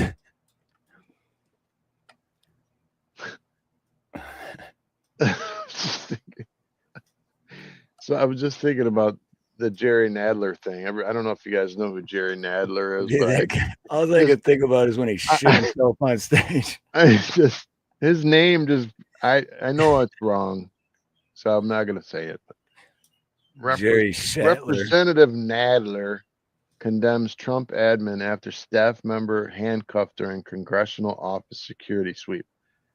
Now, mind you, she was hiding illegal aliens.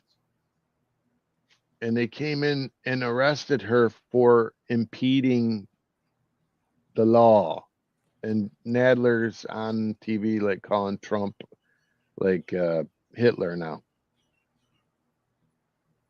And then I'm looking at a picture of Nadler and he looks like he's 150 years old. And I'm like, why are these our congressmen, man? Yeah, I didn't even think that guy was still, dude, honestly, like even 5 years ago, I didn't know how he was still in the government because he's like in space, just walking or shitting his pants and just, what's going on? Guy has no clue, but he's still, I don't get it. I'm about to knock my computer over.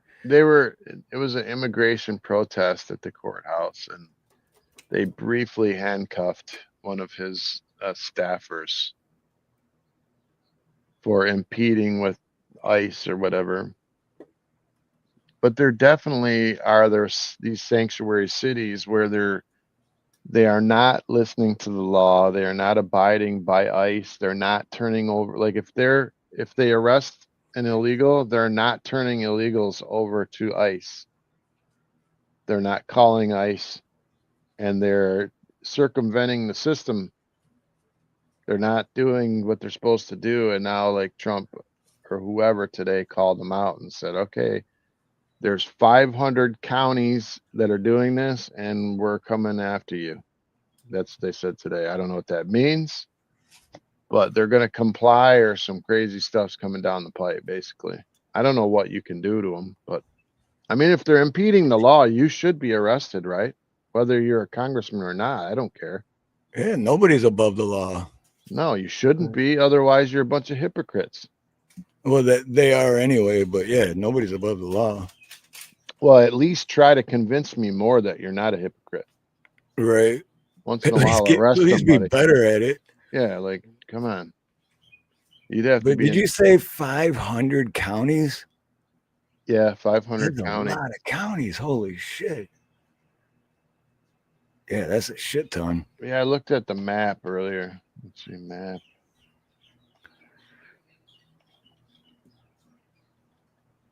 I hear your birds again. Yeah, I'd say the answer must be 42. Let's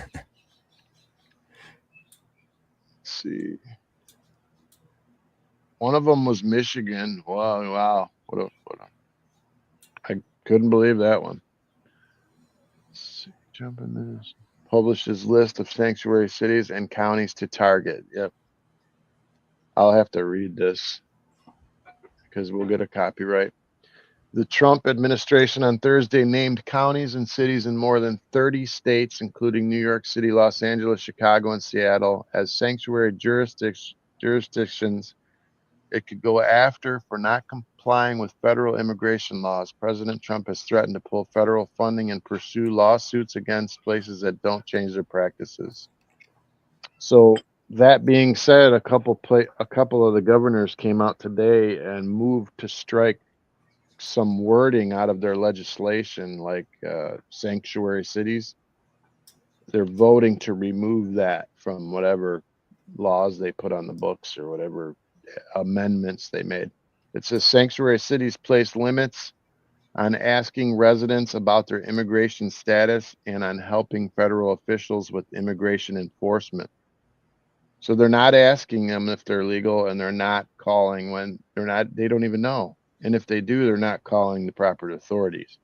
That makes it harder for the administration to arrest people who are in the U.S. illegally and makes Trump's push for mass deportations difficult. Trump in late April ordered the Attorney General and Department of Homeland Security to identify these cities and states within a month, and it came out today. Several of the administration's executive orders have called for withholding funds from sanctuary cities, leading to litigation from cities and states. So it always comes down to, I don't know if you've noticed it, but it always comes down to these little judges across the United States who are supposed to be like not on one side or the other. But you can always tell when they're on one side or the other because they always are against upholding the law. Right, because what I'm trying to figure out, from what I'm getting out of it, what you're trying to say is they're trying to pass to be able to violate people's Fourth Amendment right by walking up to them and show me your papers. No, they can't act like the people in the jails are basically, what do you call it when you're soft on people? I don't know. Anyways, they're not asking them the questions that they're supposed to ask. It's like people being able to vote without an ID card wearing a COVID mask. You don't know who they are. You can't prove their identity, but you're allowing them to vote. That's basically this. It's kind of the same thing. You're not asking who they are.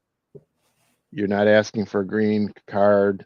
And then if they don't have a current green card and you did ask them and they're illegal, you're not calling the authorities and turning them in.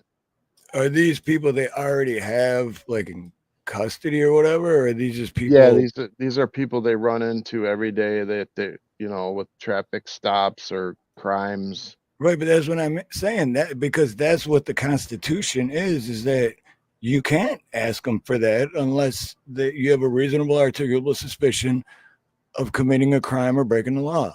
Well, these people have committed crimes, is what I'm saying. So they take them in, and then they tell them they have a court date, and they let them back out, knowing that they're illegal immigrants, and they don't contact the Homeland Security or the Immigration Department.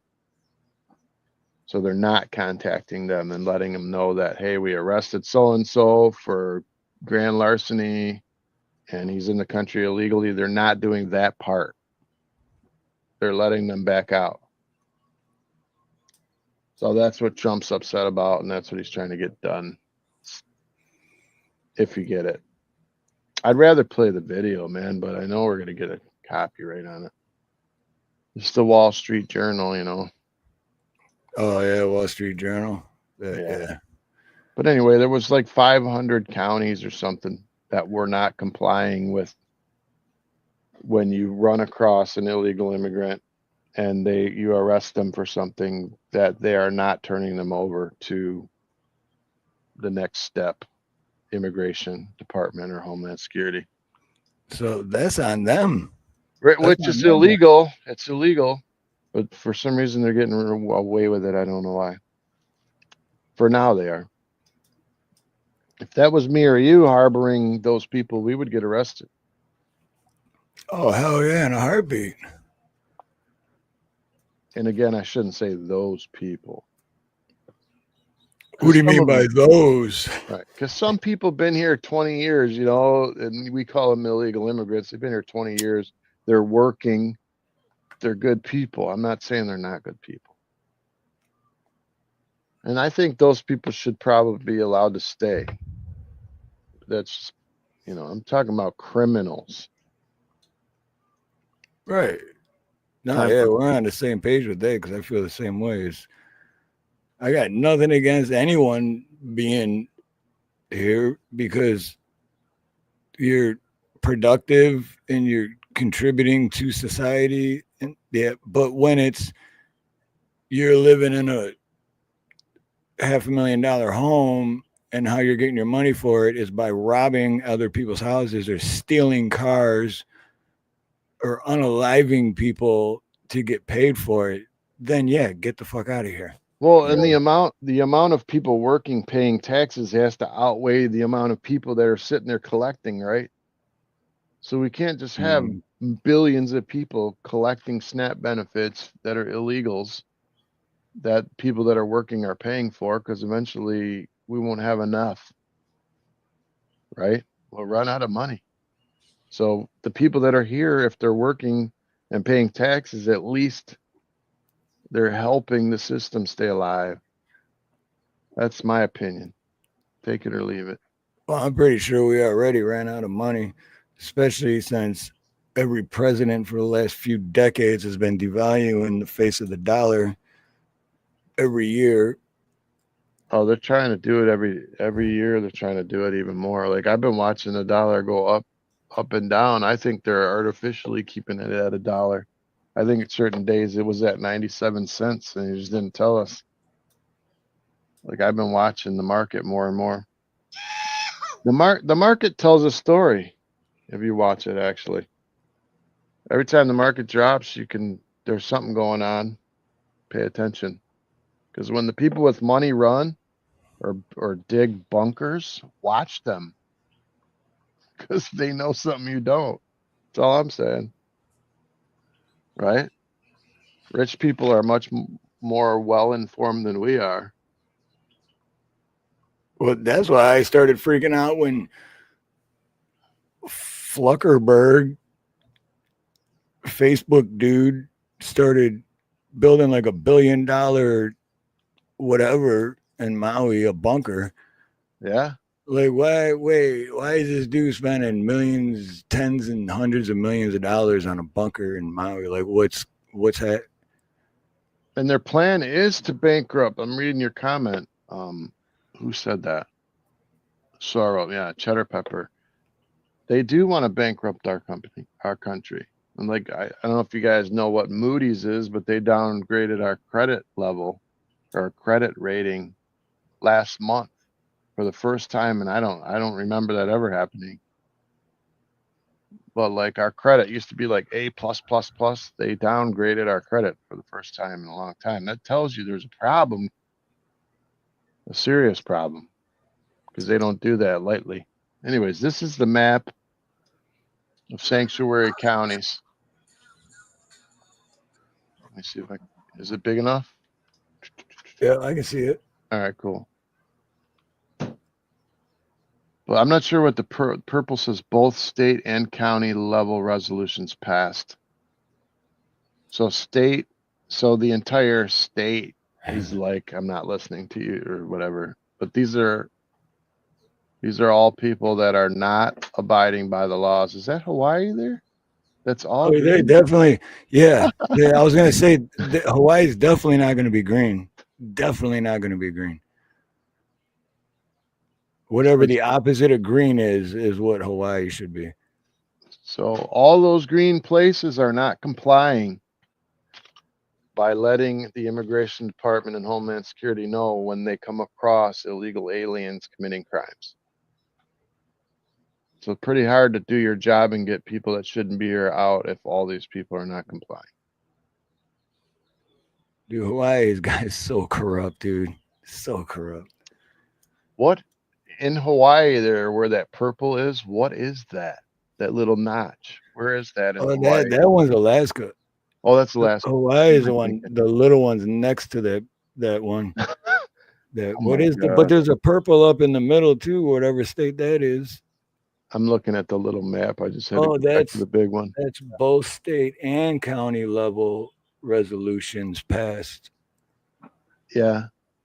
So 2A sanctuary counties.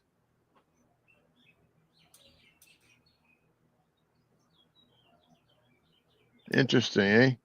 But yeah, that is from 2022 that Snooks just mentioned, but I could pull up another one. not much change. I mean, thanks as for far pointing as it out, by the way. Hawaii's concerned, though, I already know that it's so corrupt, so corrupt.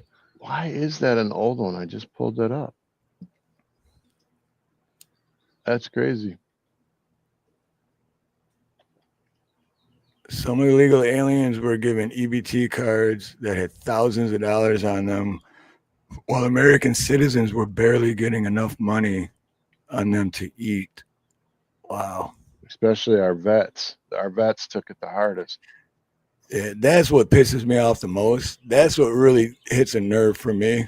Is, dude, there's so many homeless vets and so many vets that are just like, they gave their life for this country, and then once they're out, they're just treated worse than anybody. What the fuck is wrong with the government? Like, you should be taking care of these people. Yeah, and you know what it is they don't think that these people protected anything. I've heard people say that all the time. It's like they're anti-patriot. They're like, these people haven't protected anything with this country. They're tyrants. They're just listening to the government and they're killing for oil. And I've heard all kinds of arguments, and I'm like, makes me want to throw up. Yeah, it makes me want to. Well, don't do that.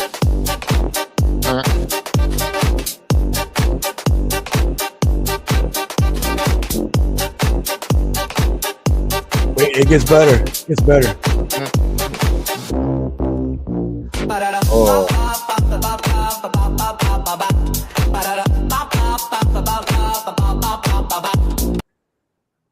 So when you read, believe it or not, I wrote that song like 2 hours before we started, and it wasn't hard to write because I just put ba ba ba ba da da skibbity skibbity bop.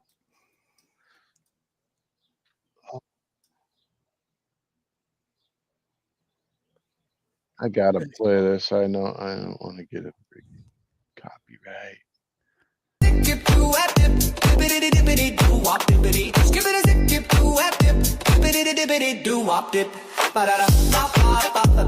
Sounds like Maroon 5.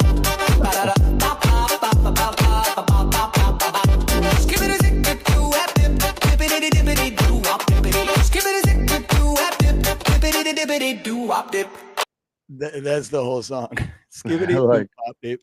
But then, and there's one part towards the end though where I put in did somebody say, and then it goes da da da da, and then it stops again and goes hot pocket, and then it keeps going. a new study out today. Another thing I read, a new study out today links Diet Coke to cardiovascular problems. I'm sure it's not the Diet Coke. It's probably like the aspartame or whatever's in it. Yeah. But yeah, Stacy used to drink Diet Coke. Like I drink fucking beer. Hey, what's up, Wolverine? It's good to see you, brother. Yeah, brother. Hey, I thought this was excellent. I applaud these girls. I know it's gonna sound like I'm terrible again, but I am. I'm terrible. Check this out. Oh, come on. It's our top finalists Sydney 6'8" girls high jump. In 8th place from Lincoln, Lily Mather. In 7th place from Prince Pass, Kelly Brandis.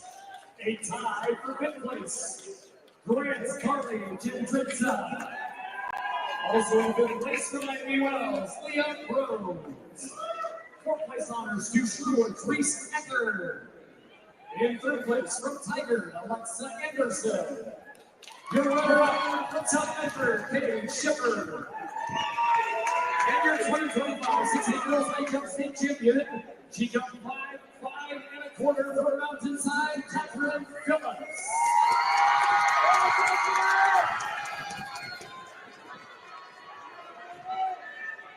Hold on. Is it almost over?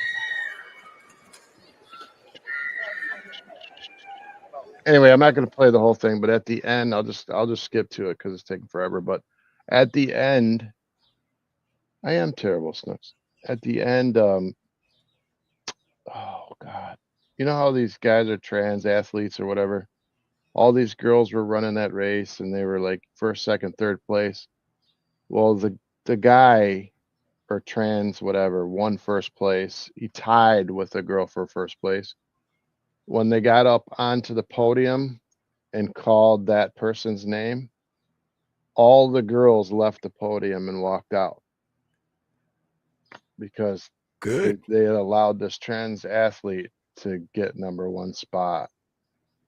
Good. I'm glad they all walked out. That's what they should have done. And I'm proud of them. It's like, yeah, I mean, shouldn't you stand up for yourself? I mean, okay, so say you want to be trans, then make a trans league. Have trans sports, fine. But don't mix it. Exactly. Right? You don't Exactly. a trans person doesn't want to use a men's bathroom or a woman's, okay, fine. You want your own bathroom, have your own sports, have your own everything, and leave everybody else alone. That's my opinion. I agree. I agree 100% with that. And Lucas here. Pat Evans is here, our subscriber of the month. I have 2 subscribers of the month this month because last week I talked to Mr. Denny Cola, Mr. John Denny Cola. He called me and we talked on the phone for about an hour. I'm not going to tell you what we talked about because I don't do that, but I just want to say Mr. Denny Cola, Mr. John Denny Cola is a fucking really good dude, man. Yes, really good guy, man. Yes, he is. So shout out to Pat Evans and John Denny Cola. Just quick question. If you had a daughter and she had worked, say she was running track for 3 years in high school and she was #1 and she busted her ass every day up at 5 o'clock, working out, eating right, doing what's right, getting straight A's. And she won that last track meet. It's like the last year of her life in high school. She's going to remember it forever.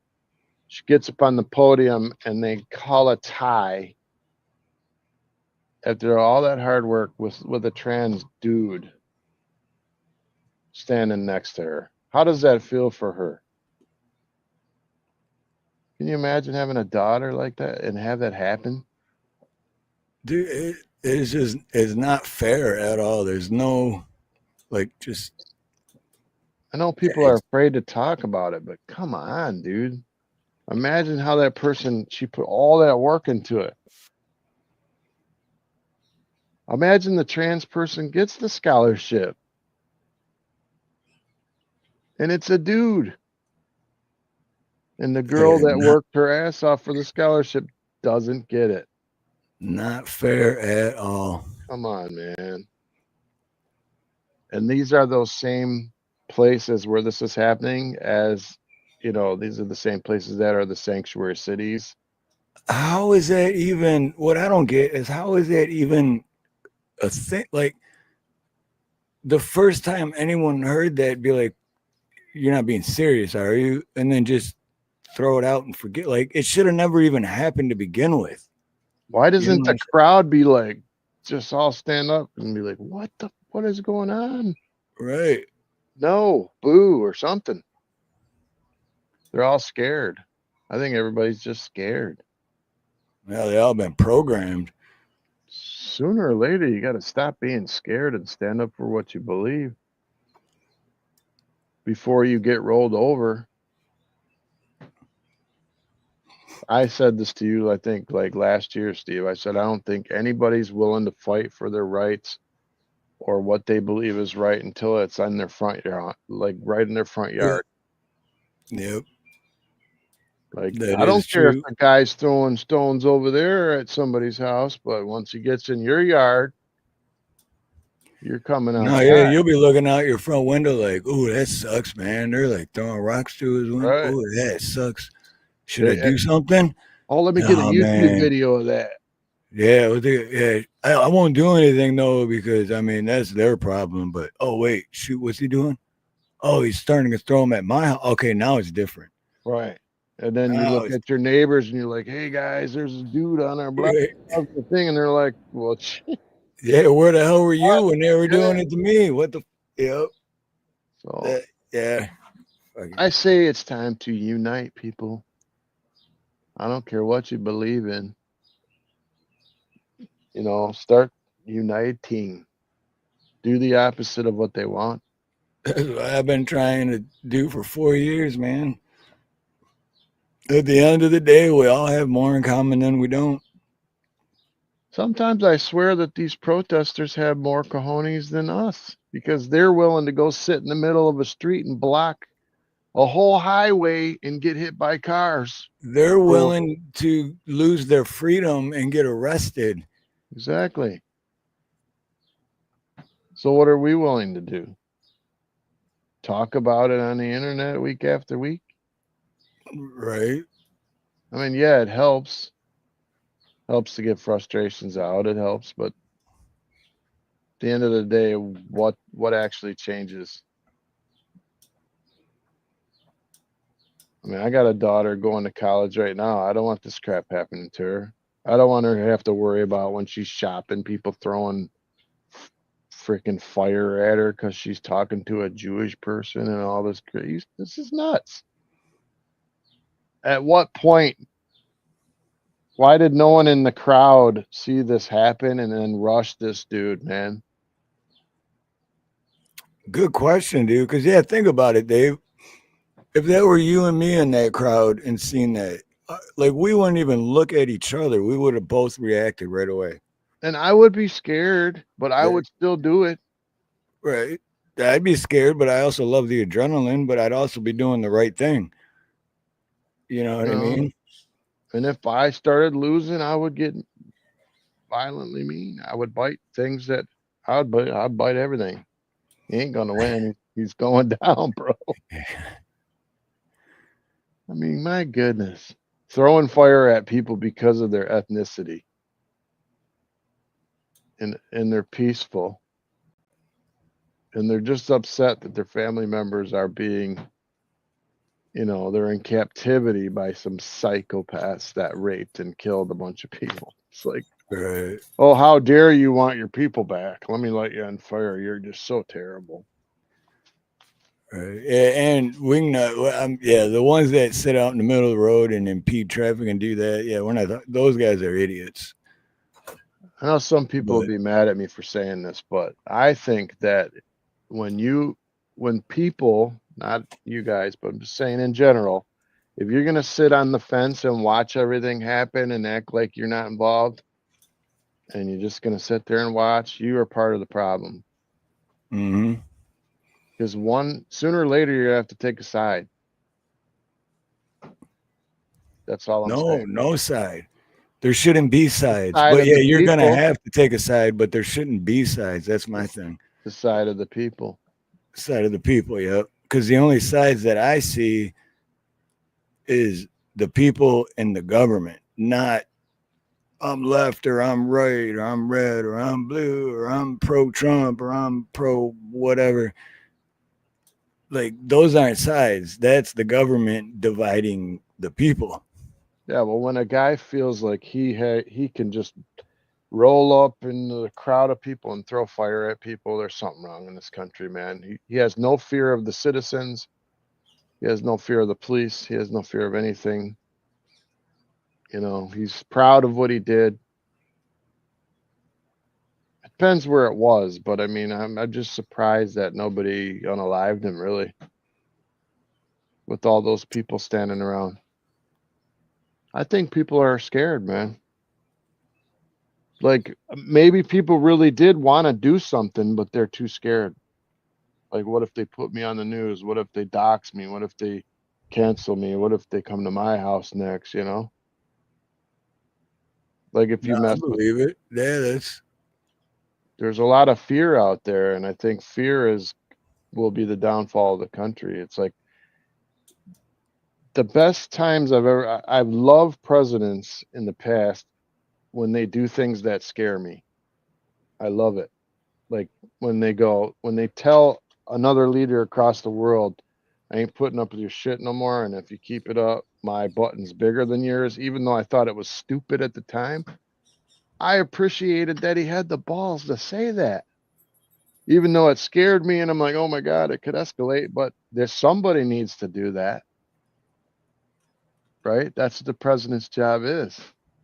It's a hard job. And I know we don't believe that he's doing everything he says, but in general, you need a leader with balls, or you're going to get rolled. I'm done. Soapbox. Just trying to say, man, got to have some. And for you women, I know you don't have cojones, but I've seen some strong women. I mean, what are we all supposed to do? Just sit around and get fire thrown at us and just be like, "Oh, I'm sorry. Did I offend you?" I mean, at some point, we got to teach these guys that this is not okay. Stomp them. I know I can't say all this stuff. I'm just saying, make an example. right.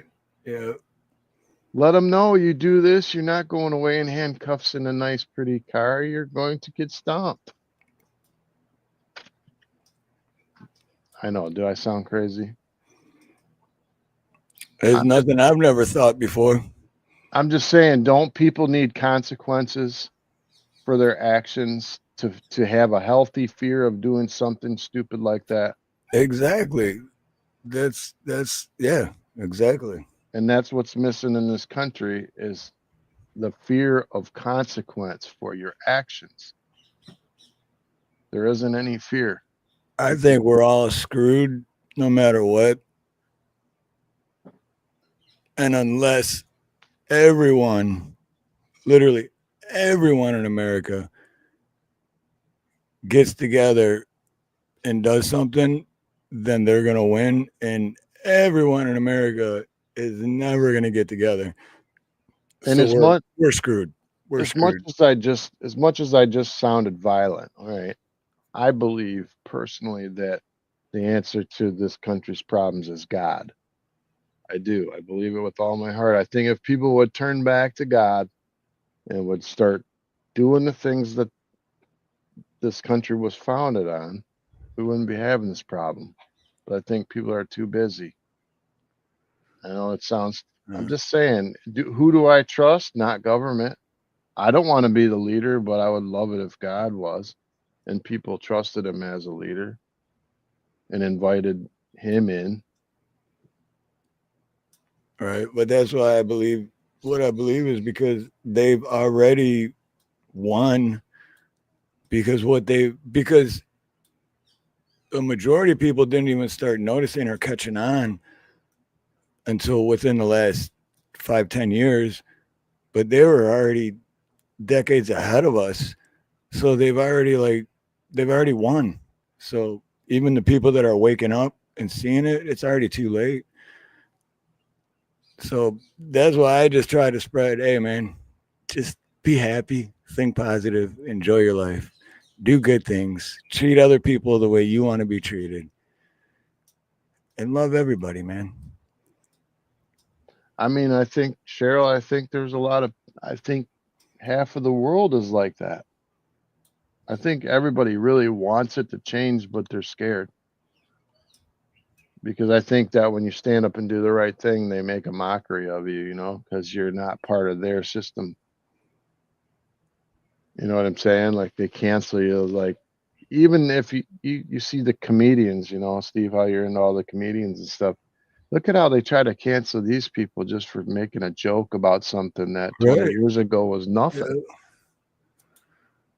That's the best part about my last video that went viral is the because this dude's half black, half white, but he doesn't look black. And most people already know this about this comedian. And he's telling his joke, and this chick in the crowd just goes crazy about that's so racist. And he's like, he even actually started to say, I'm black, but she kept cutting him off, so he never said it. But she gets kicked out, and he's like, okay, Kamala Harris. And she's like, that's the most racist thing ever. And it's like, wait a minute, but black comedians make fun of white people all the time, which is fine because comedy is comedy. It doesn't matter. It doesn't bother me one bit because comedy is comedy. But for this lady, she didn't know this dude was half black, so she just thought it was some white guy making fun of black people, which he wasn't to begin with. That's the funniest part. He wasn't even doing a racial joke. She just turned it into that. But yeah, so that whole reason, that's 1.4 million views. Wow. Which is like a good point. You know, it's like I hear this all the time about Christians, okay? And I believe the Bible, I believe what it says. But everyone always says turn the other cheek, right? And they're like, if someone hits you on your left cheek, turn your right.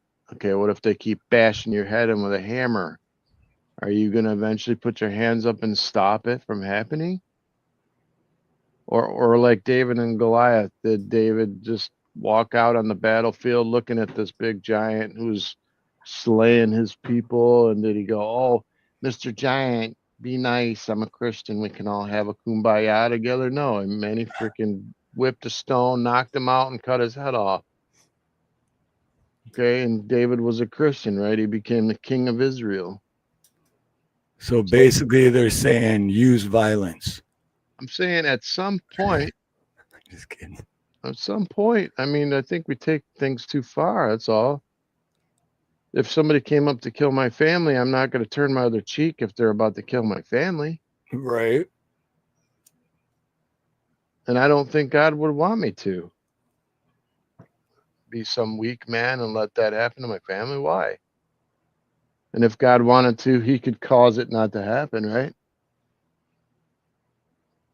I'm not saying I'm not talking about dying for what I believe in. I think that's different. I don't know how you guys feel about it, but I think that sometimes Christians are too weak. And I think they need to be stronger and have more courage and stand up for what's right and not just, yes, we're supposed to forgive and turn the other cheek and all that stuff. But at some point, when you run out of cheeks, I think it's time to act. That's all. That's just my opinion. I could be wrong. And I don't prefer violence. But there's many times in the Bible where, whole armies of people were wiped out. And, it says God was with them through the battle, and God won the victory in that battle. And guess what? People were unalived in that battle. And they were Christians, and they loved God, and God was with them and went with them through that battle. So I think sometimes Christians are too fearful or Dude, that reminds me of I forgot what war it was, but I remember reading this story about a war like way back in the day, way back in the day. And the guys that were losing were like by a weed field or something. This is the best weed story ever. He goes right. I wish I knew the story more better to tell it, but they were by this weed field or whatever. So they knew that the enemy was coming and they were already losing big time. So then they started burning the weed and then went further up. So then the enemy was coming and breathing in, like, not burning it to where like there was flames and shit, but it was in the air. And then the closer and closer they got, by the time they got close, the enemy was all stoned. and then the guys losing ended up winning because once those dudes were stoned, they were just like, "What are we doing, man? What we're supposed to kill people? What?" You know what I Right. mean? That's Right. the best weed story ever. Because when they say weed's a violent drug, like I don't even really smoke weed, but it's not. It's got many medicinal purposes, and it's not a violent drug. That's for sure. I think this, and I'm not God, and I don't say that I speak for him, but in my own thinking, you're not supposed to lean on your own understanding of how things work. You're supposed to lean on God's. But I just wonder why, as Christians, shouldn't we, if we're walking in faith, shouldn't we be stronger than the other side? Mm-hmm. If light is stronger than darkness, then why does it always seem like the Christians are getting their heads stepped on? Shouldn't we be louder about what we believe? Doesn't it say not to hide your light under a bushel basket, but like to speak the truth in love, of course? But at some point, if a man's running at me with a bat, I'm not going to let him bash my head in. You know, just saying. And I read plenty of wars where God was with the people. And they took the land and destroyed the people. And I believe that all those people that were destroyed were evil and were never going to change. And they were reprobate minded. And there was no change in them. They were stuck in that behavior and they could never change. So they were worthless to the planet. There was never going to be any good coming out of them. And at that point, they were allowed to be destroyed. And I believe there's people on the planet now that they're reprobate in their mind and cannot be changed and are here only to do evil. I don't know how you guys feel about it. That's just how I feel about it. I don't want to be violent. I would much rather see someone come to God or forgive them. And I do forgive them. But sometimes what choice do you have?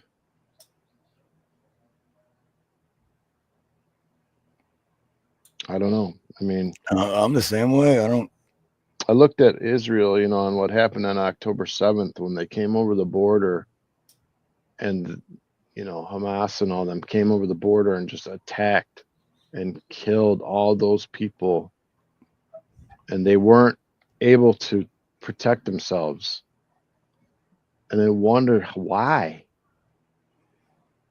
Why did you just allow not that it's their fault, but why weren't you prepared for that? You live next to hell. Why didn't they have, weaponry or stuff to protect their families? Not that it's, like I said, it's not that it's their fault. But if you come to my house, you're going to have a whole different experience than that. And trust me, I know. After I shoot you in the arm or in the butt with a Nerf gun, of course, I would definitely kneel down and pray for you and say, hey, man, I didn't want it to come to this, dude. You gave me no choice. But I forgive you. And I would definitely do that. But I'm not going to let you in my house to hurt my family. Right. I don't know. And I agree with Cheryl. I don't want to be violent, but I could be. And I was just going to say, violence is always my last option. Like I only resort to violence if it's like that's the only thing that's left, which thank God for me never happens because it's just pointless to me. But once I snap, well, Dave, only a few people have ever seen me actually snap. But when I snap, then I'm scared of myself, dude. Like, Yeah, I mean, like in the Bible, it even tells you, like, if you have a problem with your brother, it's basically saying don't go talk about the person you're having a problem with. Go talk to your brother about your problem. And then if you can work it out, work it out. You know what I mean? It's the problem with America is we don't do that. We don't go to the people we have a problem with. We go and talk about everybody else. We're like, hey, guess what so and so did, and then it becomes this huge ballooned problem instead of maybe you could have worked it out with just that one person. I see that a lot on YouTube too. It's unfortunate, but I see that in the world too. But anyways, every day. Like the military, if you're in the military and you're a Christian in the military, the Bible says thou shalt not kill, but are you allowed to kill in the military? There's a lot of questions. At what point are you allowed to do that? I mean, I think a lot of deep thoughts about that kind of stuff. Deep thoughts with Dave's not here, man. Dang. Yeah.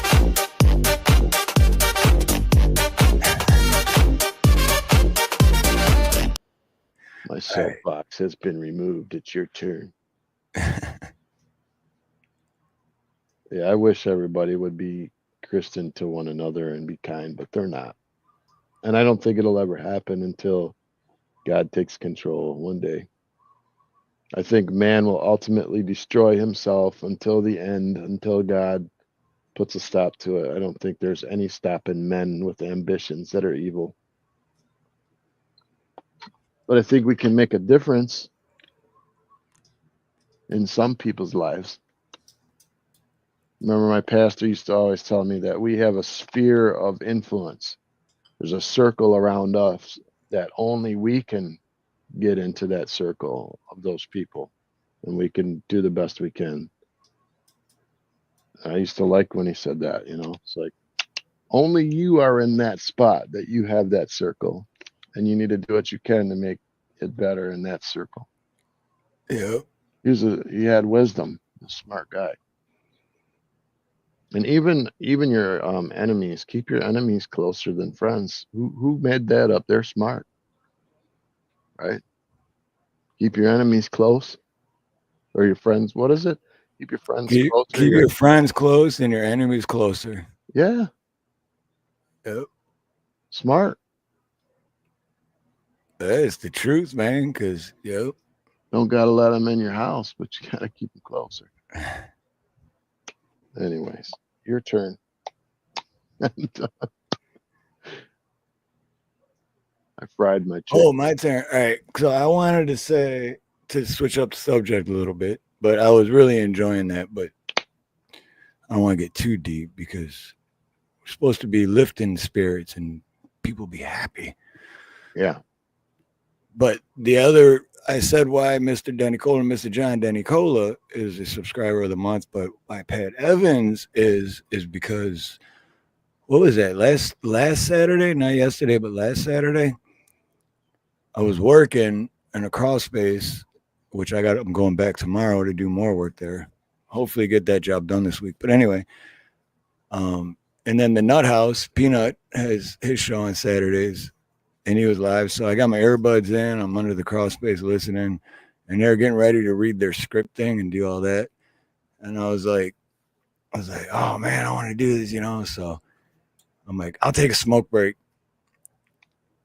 When they're getting ready to do it, I'll get out from underneath the crawl space and I'll go to my van, take a smoke break, and jump up on with them. So that's what I did. And I was doing it from my phone on a job site. And Pat was there, and dude, I haven't had that much fun in a long time, and I got to know Pat a little better, and Pat is just one awesome person. So absolutely, I decided that day, I didn't say nothing, but I was like, she's subscriber of the month next month for sure. But then John Denicola called me Wednesday. And we had a really good conversation. And I'm like, well, I'm going to have 2 subscribers of the month this month. So those are the reasons why there's 2 subscribers and why they're both subscribers of the month. Yeah, congratulations, guys. You guys are awesome. If Steve puts you on the board, I mean, you must be awesome. Because I've never been on the board. So you can't be. You're a host. You can't be. The host of the most, babe. Oh, I should do that next month. I should put subscribers of the month, Steve and Dave. Right. Dweebs of the month. What does this say? I don't know. It's quite possible. One of the things that is wrong with society today is that we don't drink from the skulls of our enemies anymore. Okay, then. Toasted goat. Did you get water turned on yet? No, that's what makes that job even worse, is that I have to have the water turned back on before I leave every time. So it makes it worse. So it's like I'm trying to repipe the house, but I can't repipe it like I normally would, because when I'm done, I have to tie back in to the existing pipe, and it's kind of like wasting fittings. But it's water's always on when I leave. Brew, you'll make it. You'll make it.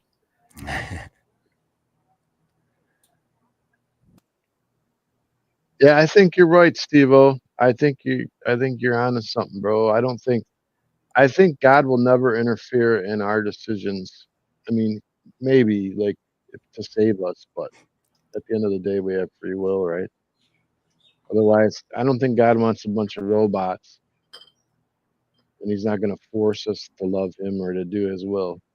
It's got to be our decision.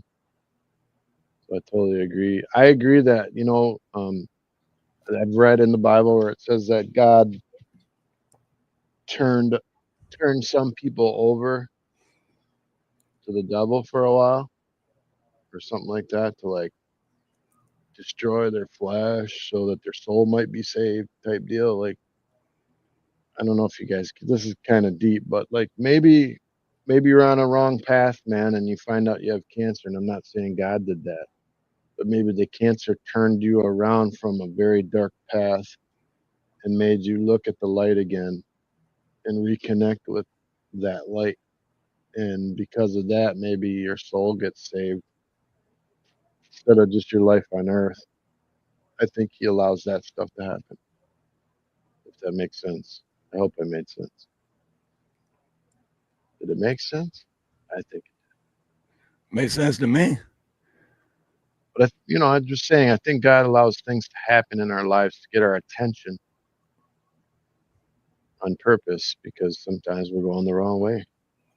And that's why I always believe, and I still do, that everything happens for a reason, good or bad.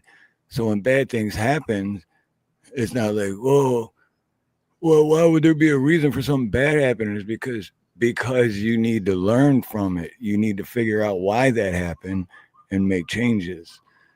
Not because like, oh, bad things gonna happen because I don't like you. It's like, no, bad things happen to open up your mind and learn. I always wondered why the most beautiful things on this planet are always made in such like a diamond. If you think about a diamond, how much pressure it takes to make a diamond, or gold, or all the most precious things, it always takes like so much pressure or suffering or to make something beautiful on the other side, right? And I think sometimes God allows us to experience bad things and to go through hard times to strengthen us for the next one. Mm-hmm. And we go, oh, hey, God, you know what? God hung out last time through this, so He ain't going nowhere. He'll be with me this time. At the end of the day, where is Ronnie Cash right now? His body, He's right here. He's right Right. here. That's where he's at. His body is gone, but where do you think his soul is? I think it's up in heaven, personally. And I think he would have much rather been up in heaven with God than be on YouTube, being popular on YouTube. Don't you? He was always talking about God, man, Ronnie. Dude, yeah, that's one of those things where it's like, Fortune Thought, what's up, brother? That's one of those things where, man, like, yeah, heaven is just, you can't even fathom how much better afterlife is if you believe in that. If you don't, I don't know, afterlife might really suck, but I mean, it would be easier for me to believe that I went back to the dust, but I don't believe that. Just I because of don't either. my experiences in life, or that God showed up sometimes. Like, I should have been unalived on a motorcycle one night, and for some reason I never hit my head on the concrete, and I walked away from it somehow. And I And think another time that you probably should have been paralyzed or something from moped. yeah, crashing a moped into basically a brick wall. Yeah, And there was nights, yeah, there was one specific night that I shouldn't be here because I was hanging out in the hood with the wrong people and literally had bullets flying at me and didn't even know it. Didn't even know it. But somehow not one single bullet hit me. Hit my car, had the holes to prove it. I think sometimes we think life sucks, and then we get sick on this earth, and we're getting older, and we're like, man, why does my life suck? I don't feel good, and this and that. But maybe it's not all about this life. Maybe it's about where we're going next. Oh yeah, I believe that. Yeah, If I I believe thought, that. Honestly, I'm glad you said that because that's exactly what I believe is that our purpose in this life is to prove that we're good enough to go to the next life. I believe that no matter what I do, that I'll never be good enough. But I believe that, because of what Jesus did, that I'll be counted under him. Like, when God says, why should I let you in? I'm going to say, because of your son, because of what he did, not because of what I did. Because if it's up to me, I'm not going anywhere good. You know what I mean? I don't think you can be good enough to go to heaven, is what I'm saying. We all do really stupid stuff, don't you? I mean, me and you known each other 40 years. You know all the dumb stuff I've done. Imagine the stuff we didn't tell each other. Right. I don't think we can earn it, is what I'm trying to say. Is I think we got it's a gift, and we had to receive it. That's where I was going with that. So when I get there, I'm gonna be like, I'm pleading Jesus' name, bro. I need forgiveness. I need it every day. I'm not a good person, no matter how hard I try. I'm not going to get preachy on this podcast. I'm just saying. I want to know what Pat Evans, what happened 27 years ago. Me too. And this is very true too. The odds of being born are astronomically high, with some estimates suggesting 1 in 400 trillion. Wow.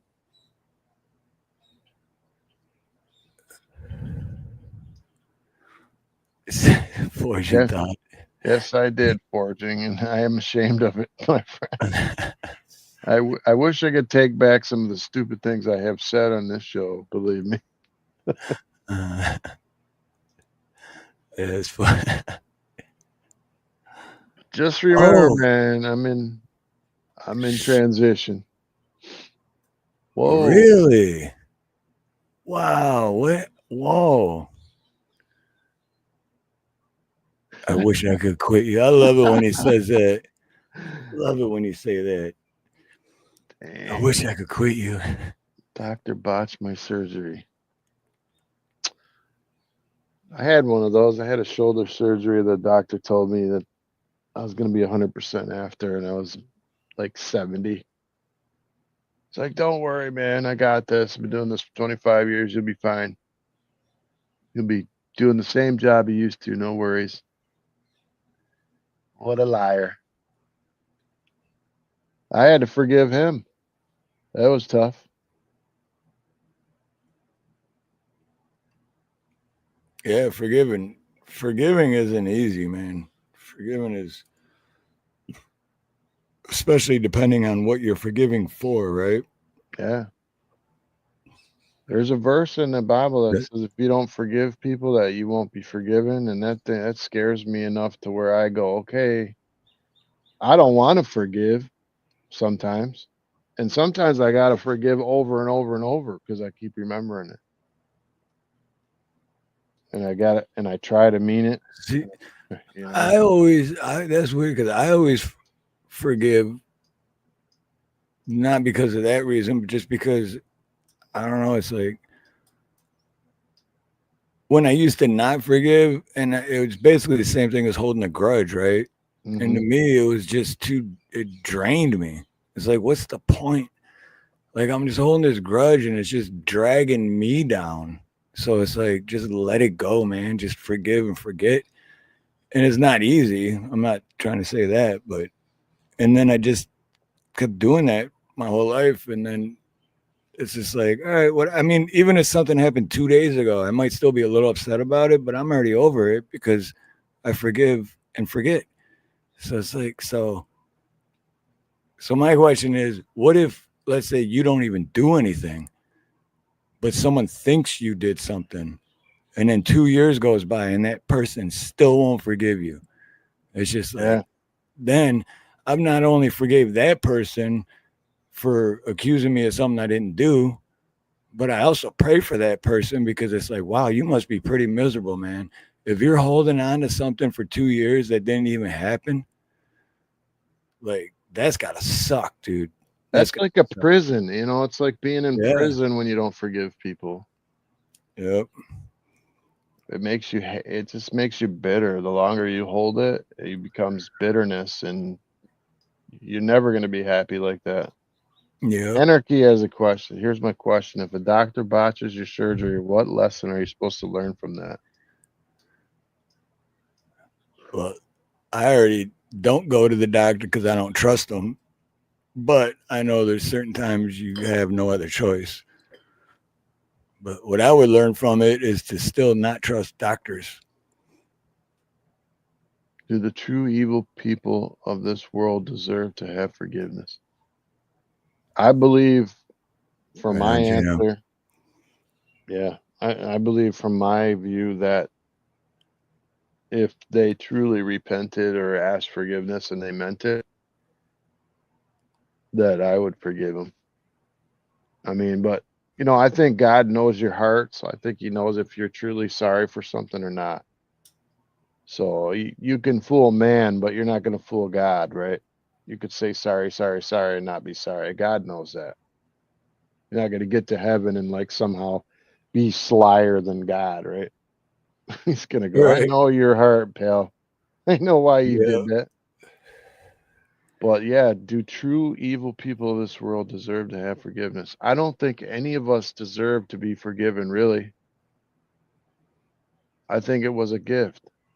I don't think we deserve it, man, because I think all of us have done a lot of bad stuff in our lives, even if it was small things,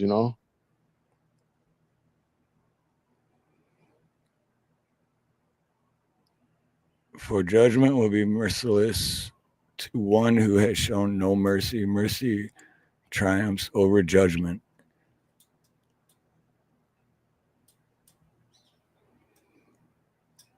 Yeah, there was a story I read one time in the Bible about this man owed a great debt.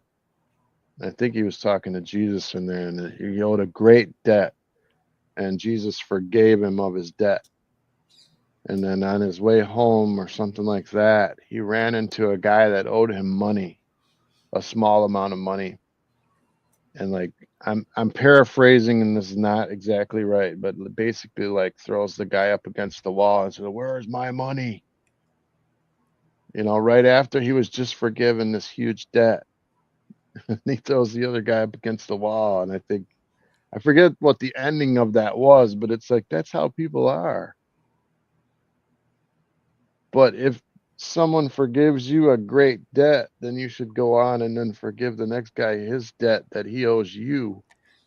That's what it's Pay it supposed to forward. work. Yeah. Yeah, it's Okay, supposed to yeah. work like that.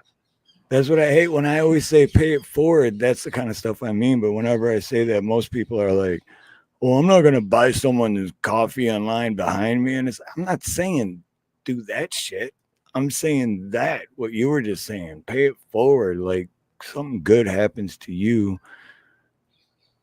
Remember that. And then when the time comes, apply it, you know? So he says, well, then it's not us humans' job to forgive. It's only God's job, right? Well, I don't think man needs our forgiveness. I think he needs God's, but I don't think he needs ours. But I think it's important. And I don't think that we're so important that it would matter to his soul or something. But what do you think, Steve? Well, I just read Fortunate Thoughts comment, Oh, and I just got to reply to this because you're right. Because I kind of contradicted myself because I wouldn't have brought it up if I forgot about it, right? So I really didn't forget. I don't think you forget. No, I don't think. Yeah, so I guess when I said forgive and forget, that was the wrong choice of words because obviously I didn't forget. Otherwise, I wouldn't even have brought it up. But so, yeah, Steve, I have it's hard to forget because it still bothers me. But I did forgive. So, but you're right. You're right, Chadwick. And I believe you can forgive people, and you don't have to have them in your sphere. Like you can forgive them from afar and like really forgive them, but not let them do it again to you over and over, you know? I think then that just becomes stupidity, right? But imagine like this is what I think sometimes. Imagine I'm standing in heaven with every single person that I forgave but pushed away from me. And then all of a sudden they made it to heaven and we're all standing together looking at one God. And like now we're all family. And I'm like, how stupid would I feel? Right. You know what I mean? There, It's like, yeah. I think you're going to see some people in heaven that you didn't think were going to get there. And you're going to be like, oh, snap. You know, and none of it's going to matter what happened here anymore. Besides, the things we fight about here are stupid anyways. Most of them, you know? Yeah. And then that's the thing. It's like you're gonna be like, oh, I didn't think you were gonna make it, shit. But then they're gonna be like, I didn't think you were gonna make it, right? You know. But then what you said to top it off was like, yeah, it's like so stupid to begin with, and it's not even gonna matter when you're there. It's gonna be like, wow. And imagine if you have like this capacity, you're not liking a certain gender or a certain race, and then you get to heaven and like there is no like everybody's the same. Where's all your race cards going, man? It's like, right. It's not like heaven's all white or heaven's all black. Have you ever thought about that? I have. It's like it's gonna be all full of different people. And Jesus wasn't like some white guy over here in the US. He was in the Middle East. He could have had olive skin or dark skin. We don't know. Right. We just have white man's painting. Of course, Jesus is white. We don't know. He's what we want him to be. But I think in heaven we're going to be probably pretty surprised. Yep.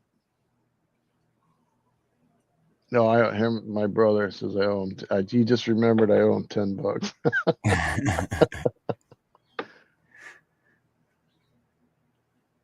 Yeah, imagine imagine this. What about if you're standing next to a guy in the judgment line and he says, "Man, I've known you my whole life, but you never once told me how to not go to hell or to get to heaven.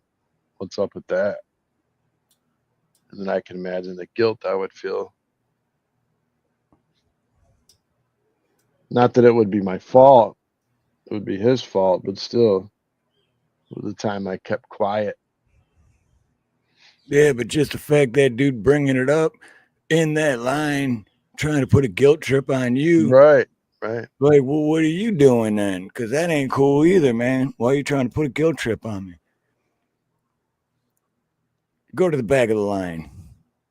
Give his strength. Cheddar pepper. What's this?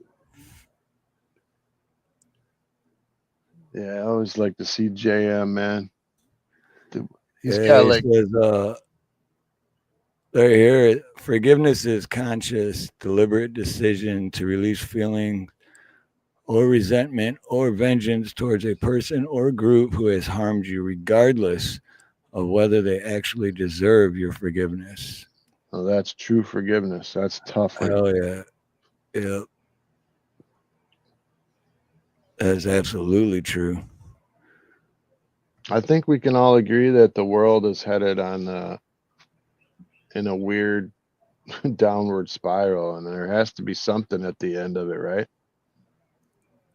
So that's why I'm talking to God more than I used to. And I realized, because my mom passed away, my dad passed away, Kurt passed away, freaking Steve's sister, my cousin Danny at 42, and like I'm surrounded by people passing away. Ronnie passed away, and I'm like, one day I'm gonna pass away. So is everybody else. And where am I gonna be at? Like, what happens next? That's why I've been thinking about this a lot. Especially, Dude, I just found out yesterday that a guy that worked for supply house I went to, he was there for over 20 years, man. Super cool guy. And he was only like not even 10 years older than me, maybe 9 years older than me.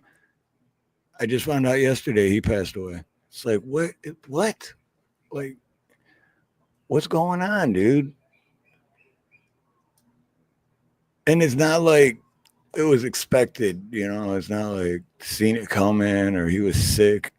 It was just like my sister, it was just one day like, oh, she's dead. He's dead. Why? We don't know.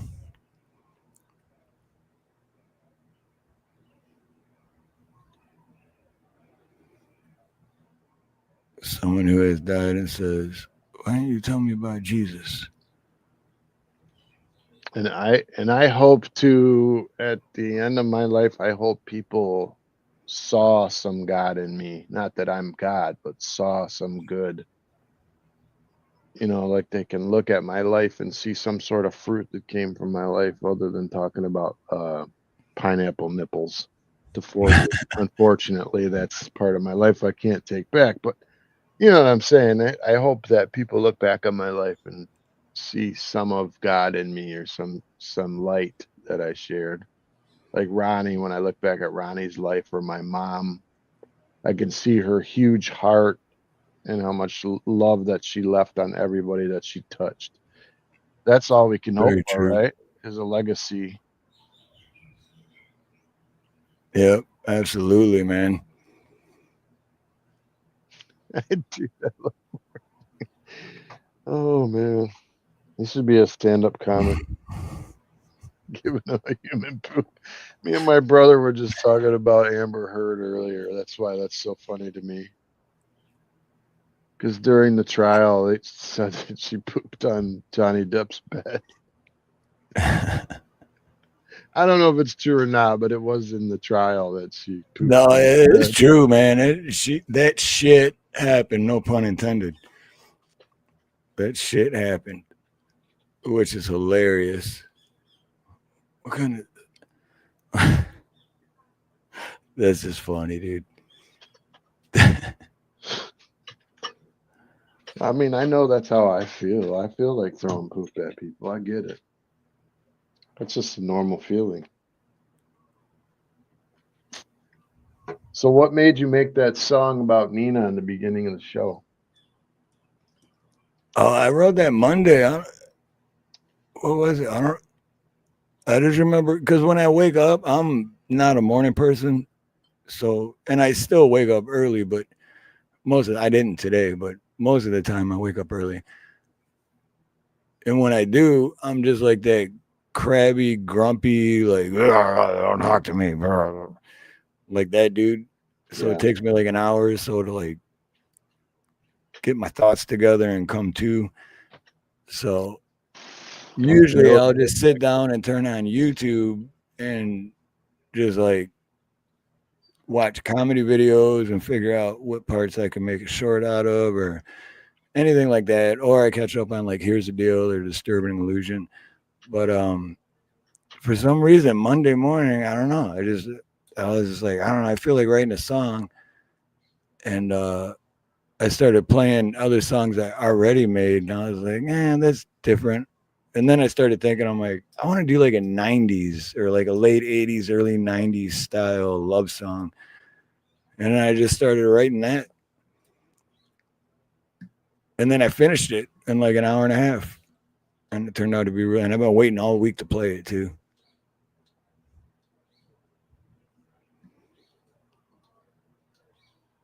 So that's how it happened. If that even explains anything, but that's how it happened.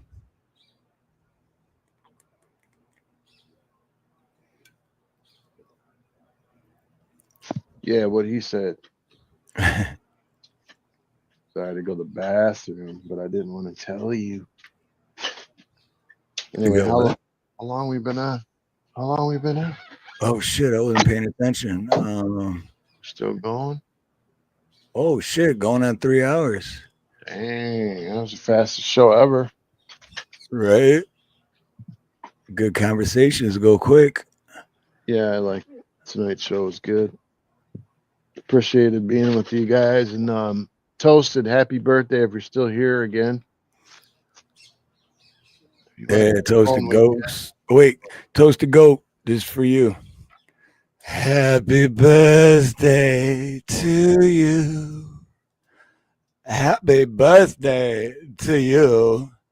Oh, happy birthday to the Toasted Goat. Yes, very well, sir. Very happy birthday to you, Mr. Toasted Goat. Okay, very well. Goodbye. That is my happy birthday song for you, Goat. How old are you, Goat?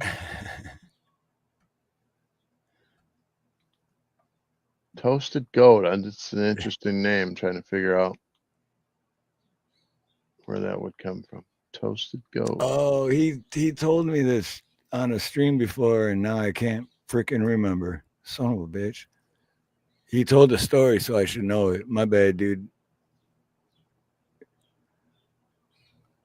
It'll come to me probably afterwards, and I'll be like, oh, and then I'll just repeat it. Be like, that's what it was, but I can't remember right now. That's Do good. you remember Wolverines, the time? Sorry. It's nice to see Wolverines. Haven't seen them in a while. Hey, he's been putting out some good videos too. I haven't been getting notified for some reason. I have to check that again. Maybe it unsubscribed me again.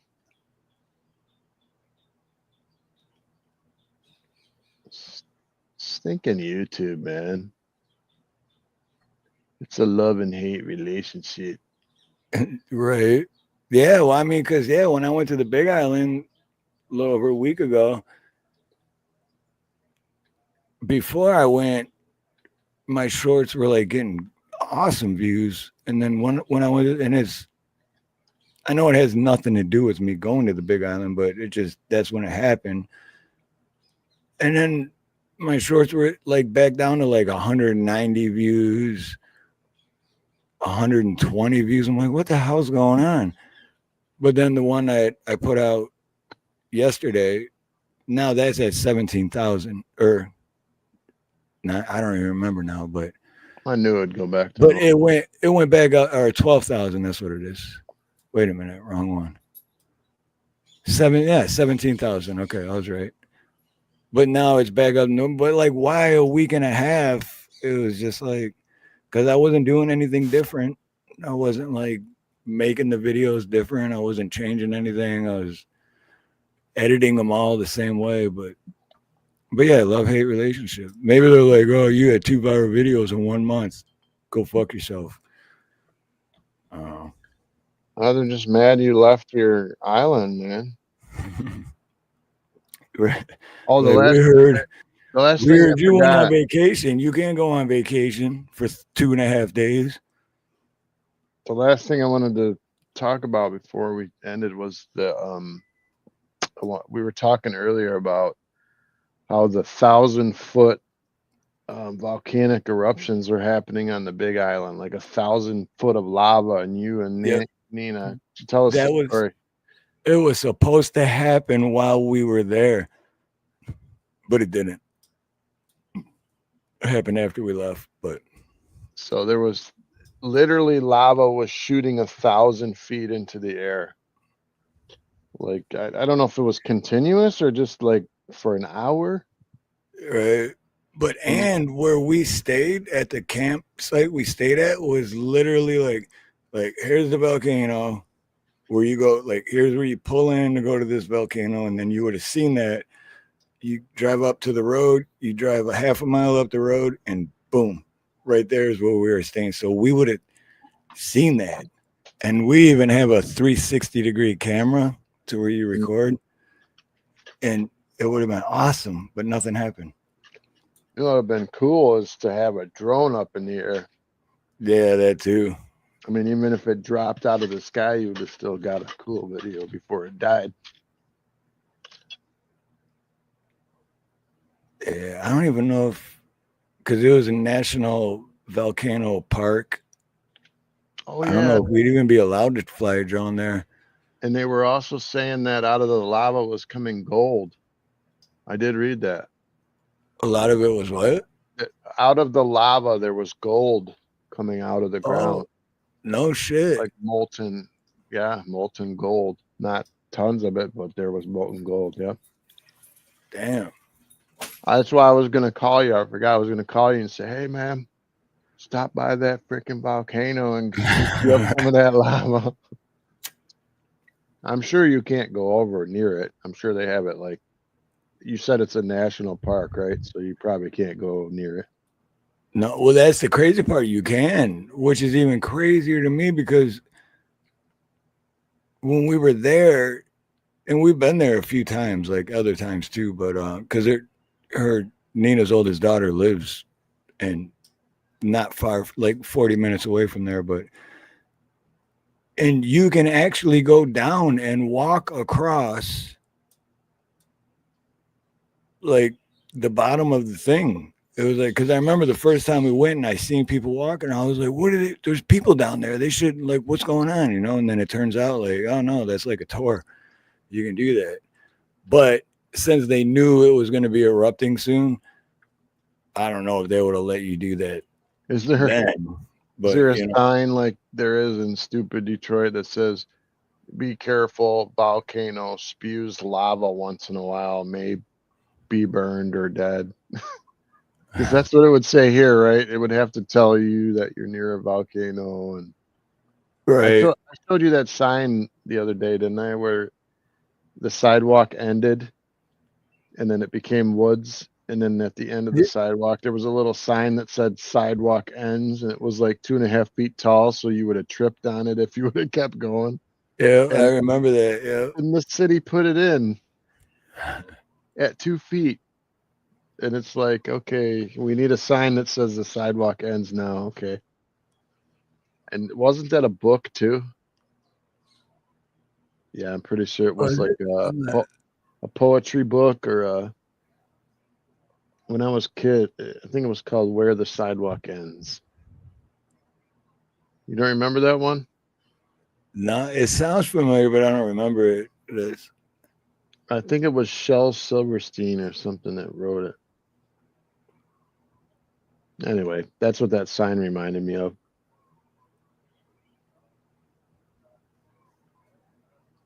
I was telling my brother there was a tomato recall too on those vine tomatoes. I know, I don't think you eat tomatoes. No, tomatoes is like one of the only things I can eat that I'm not allergic to. Do you eat them? Yeah. Oh, okay. Well, you know those I think they're ripe on the vine tomatoes. They're like Romas. They come like 4 of them still attached to the vine. Those were recalled, and the FDA issued the highest alert level possible. And when I read the caution, it said that if you eat the tomatoes, that you could possibly die. And I'm like, what the crap? Oh shit! What? From like I don't know if it was listeria or some weird something they said might be on it. But something like you could be Like rat poop. yeah, it's probably rat poop. But anyway, when I went to the store to get some tomatoes, they had wiped out all the tomatoes. Every store I went to, all the tomatoes were gone. Damn. Like about 8-9 days, and then they had some tomatoes back, but they weren't the regular selection. It was from somewhere else. Yep. Like, what happened, man? Did some dude out in the tomato field poop on one of the bushes and someone died from it? Yeah, Pat, maybe. Anyway. Right there, spraying our food. Yep. That's What's what going on it tomorrow? is. You got work? Dad, I gotta go back to that crawl space job. I gotta finish that job so I can get paid on it, man. It's fucking. It's But it's hard. mentally. It's a big job though, so it's like, and I'm just doing it solo, so it's like, it makes it like when there's no work coming in, it's perfect because I'm like, cool, I can just go work on that and do as much. Van life, what's up, brother? But then when other calls come in, it's like, shit, I can't really, it's like I still got to take care of the other calls, even though they're just small, little calls here and there, but I still got to take care of those. But if I knew I had like 3 days to where I could just camp out there for 12 hours a day, I'd get it done in like 2.5. But hey, van life, I liked your stream last night. That was cool, man. Yeah, Van, I was still watching, but me and Dave were on the phone, so I wasn't. Yeah, Steve texted me at like 1:30 in the morning. He's like, "Hey, you up?" Yeah, I was listening because Dave had it on. I was working on my neighbor's car, and then Dave had it on his computer, so I was listening to it through the phone, talking to Dave. So that was funny. But it was a good stream. Van Life's cool people, man. Good people. Yeah, I like Van. Van, don't work yourself to death, though, man. It ain't worth it. You look like my house. You have 50 projects. You had all the materials on site. You just bouncing around trying to finish one of them. 50 projects and nothing done. Well, something done on all of it, but he's just, I don't know if he's like but me, nothing completed. Yeah, that's like same for me. I got like at least 12 different things going on, and it's like they're started, but they're not finished. Man, life, you're not that good. That's not nice, Snooky. Hey, van life, while I got you here, I may be buying a motorcycle. What should I buy? Your wife's gonna let you get a motorcycle? No, I'm doing it anyway. I was gonna say, after what happened, she said if I wear a helmet that she's okay with it, which means that she's not. Well, I would say definitely don't get a crotch rocket because those aren't fun anymore, not at our age. No, I'm thinking like a smaller. I would say like a slower old man bike, like a, like the one with the big bags. And what did he say? Is it your birthday, man? No. Oh, he didn't answer yet. Anyways, I would say like a Harley Fat Boy or whatever they call them, those low ones. It's not right that you said Fat Boy. Those things are sweet, dude. One of my customers' neighbor had one the other day. It was badass. It was white too. Well, my brother knows the truth. Look, she ain't gonna let him have Jack.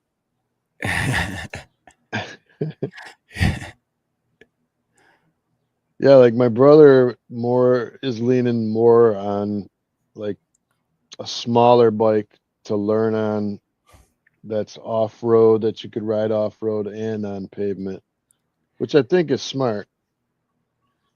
But me, I'd rather have something like I can go a long distance on. It's comfortable.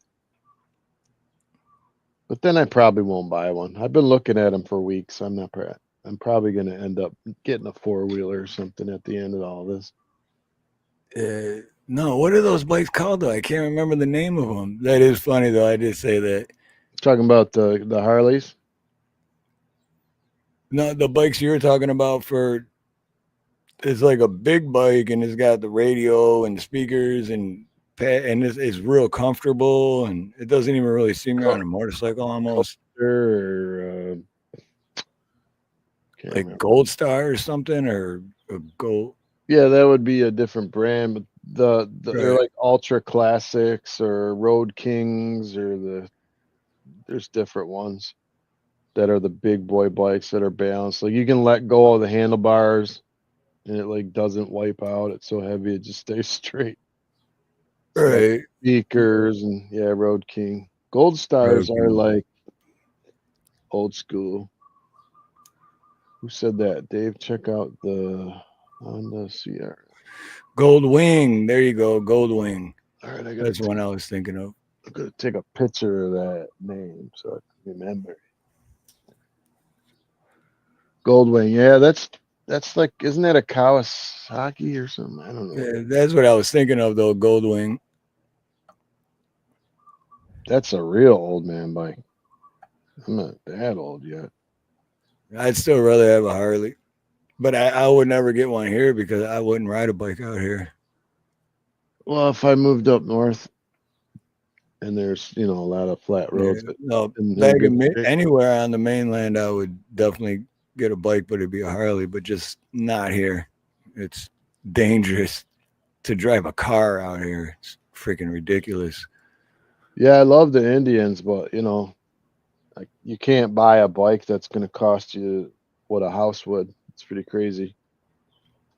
Like, but right now, I don't know if you guys all been, if you want a toy right now, the toys are really down, like used toys, because of the economy and the inflation. A lot of people aren't buying toys right now. They're very low in price.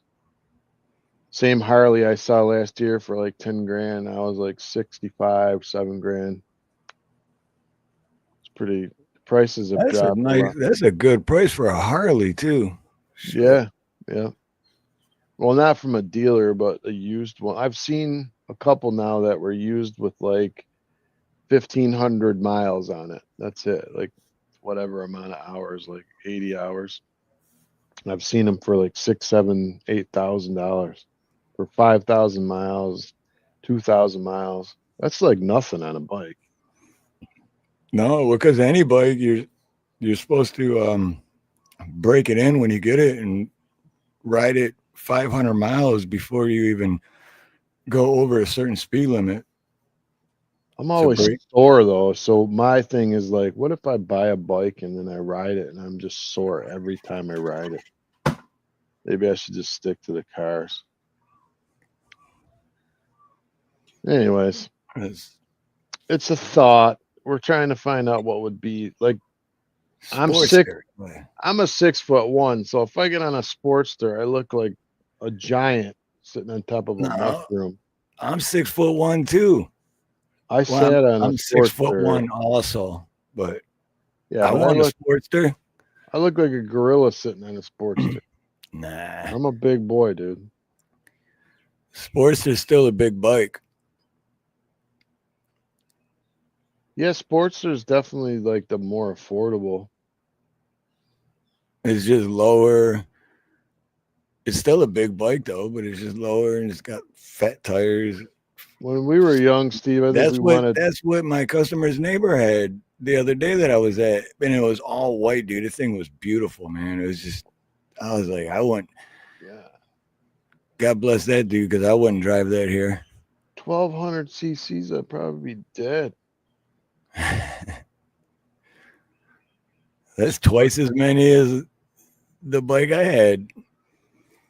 Yeah, I'm talking about, I'm just getting like a chill bike, like a put your feet up and just relax with have a radio. You know what I mean? Just go for a little ride down Hines or something. Not crotch rockets, because the last time, Yeah, crotch rockets are definitely. I mean, that was fun in our 20s, but not at our age, man. It's like not comfortable at all. It wasn't even comfortable back then. It was just fun, you know. I like those bikes that have the two wheels in the front. I'm not sure what they're called. Is that a trike, or is the trike the two wheels in the back? You know what I'm talking about? I think it's sport. Yeah, The two wheels in the front and one in the back. Those are pretty cool. yeah. I forgot what those are called. Slingshots, maybe? I'm not sure. They might be called slingshots. Yeah, see, my brother is going to rip me on YouTube now. Let's see what he says. I have a nice Sportster waiting, but my brother won't give me a hand going to fetch it. He wants me to go pick up a bike in my truck. I did that out here. I went when Nate got a Ducati. I went and picked it up in my Ranger. Ducati, man. That's what Steve Wobbly died on. That's what he was. I didn't know that's what kind of bike he Yeah. was riding. No shit. So he had a nice bike. Wow. He had a brand new Ducati, took it out in his front yard in front of his wife and punched it. And then a tow I truck remember pulled what out happened. at the end of the street. Just whammo, he's done. I definitely remember what happened. That is horrible, man. Wife and kids, and I just didn't know it was the Ducati. Why doesn't he love me? You said you loved me, David. I told him I'm not feeling well lately. He doesn't care. He's just like, I want my bike.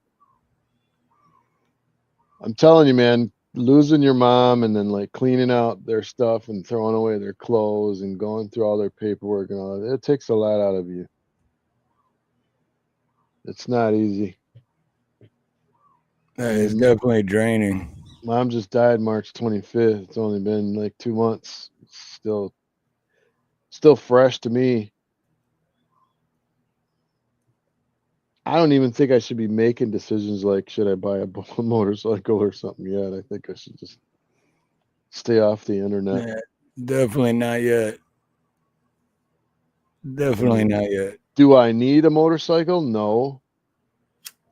Do I need a four-wheeler? No, but I want one. But do I need one? And will I actually use it very much?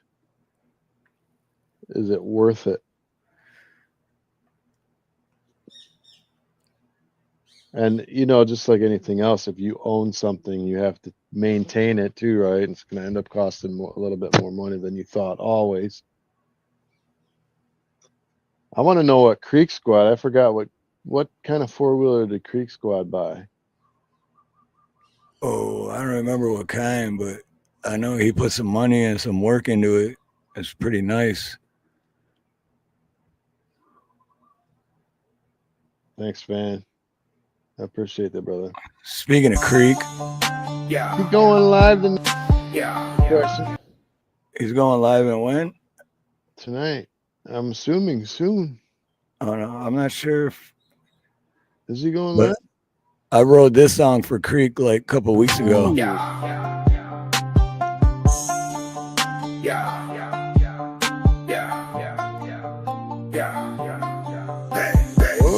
Mud drips off the rust red truck tailgate. I'm on 150 up a trail gate. Have a shot, then another one, a fair chase. That's a whitetail lost on a wild trail. All after it goes, we never fail. Sunset with a bunch of moonshine, truck and a hat and a boom sign. Dip spit for a coyote bloodline, cracker ass Creek Squad brother join. There it is. Crack ass Creek Squad. Creek Squad, my cracker ass Cracker lacking Creek Squad. Creek Squad. I had to write that one for him, man. My cracker lacking cracker ass brother Creek Squad. Oh, it's great. Where is it? I got to add something to it. Here it is.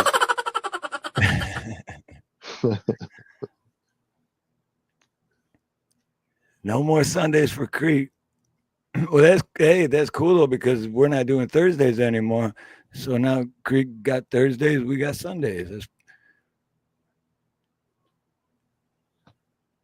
That's perfect. Perfect.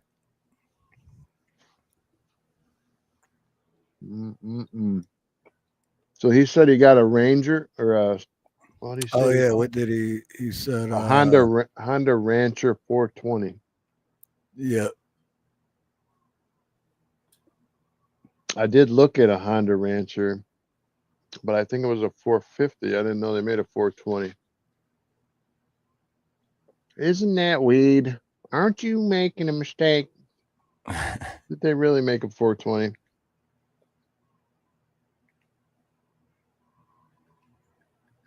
Honda Rancher.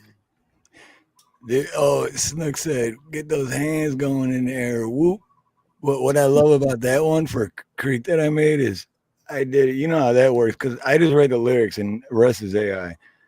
But you got to use credits to just keep like trying to get what you want. Mm-hmm. And I used a shit ton of credits for that, which I'm totally happy with because I love the outcome. But it kind of sounds a little bit like Ryan Upchurch, right? Definitely sounds country. Right, country and Upchurch. Mm-hmm. And once I heard that, I was like, "This is it, dude. This is the one." I had a couple other ones too, but that was the one for me. They do make a 420. All right. Crack a lack and crack a ass Creek squad. Like $5,000. Yeah, everyone I find is like 3 states away. That's a good price, and I'm like, why, dude? Why can't it be near me? Why do I have to drive 3 states to get it? I don't want to drive 3 states. I didn't even do that when I like people. So like I have to be in love with a 4-wheeler to drive like 1,000 miles or something to get it. 1,000 miles. 1,000. Like, can't they just drop it out of an airplane and into a field somewhere for me? Oh, dude, That's kind of nice. dude, I didn't even know that. I was just wow, because I just I forgot Ellie Sky. Yeah. She played at Hard Rock Cafe in Waikiki. I didn't even know that. I didn't see this video yet. I did not see this video till just now. Wow, that's cool, man.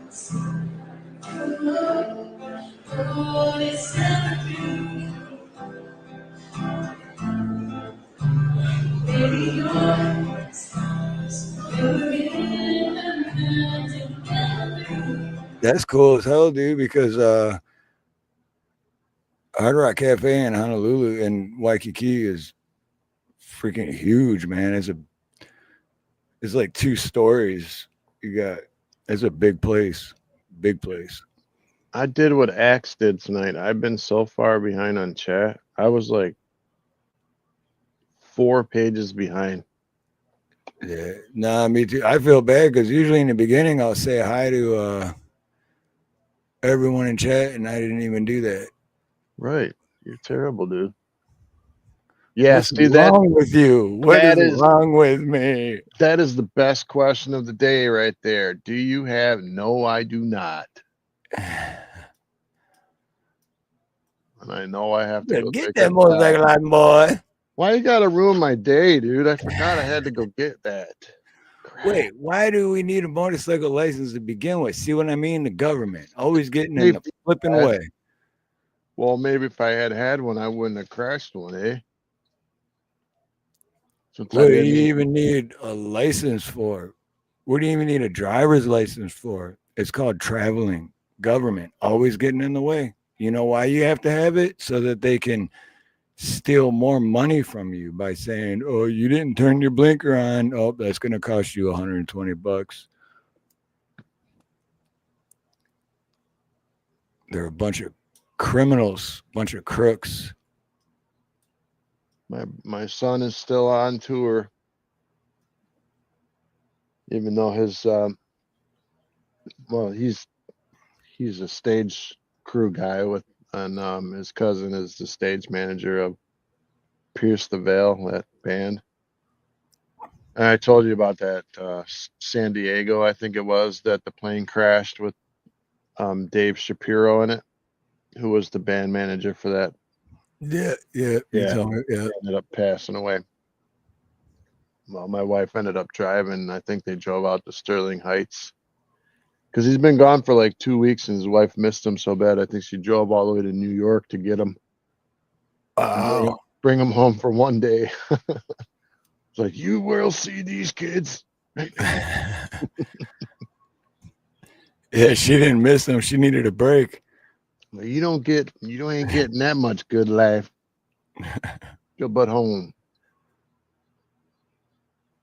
But yeah, I guess my wife got to go backstage and see some of the behind the scenes, and then like for all the band members and the crew members, you get a free tattoo or whatever before and after every show. So I guess he was getting a tattoo. Yeah. Looks like he lost a little weight too, because he's been in like Florida, and it's like she said it was like 95 degrees with high humidity. Seems like fun though, you know? Oh, it is, man. Oh yeah. It's the lifestyle. What did that say?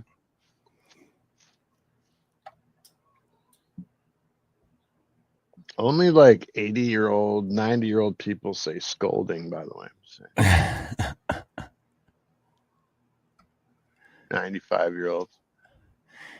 No, I normally always try to interact with chat, but when the conversation is deep like that and so good, I'm just focused on the conversation. I forget we're even live sometimes when it's that good. I hope Allie Sky hears her shouts out and feels some love from our channel. And Yeah. No, yeah, JM said that he right here, I subscribed to Allie and left a comment shouting you and Dave out in her most recent short. Awesome. Thank you, brother. Appreciate that. Like I said, I have a soft spot for starving artists. Get out there, and that's how it's like hustling, man. You're hustling your talents to try to make a living, and it's working for her, so more power to her.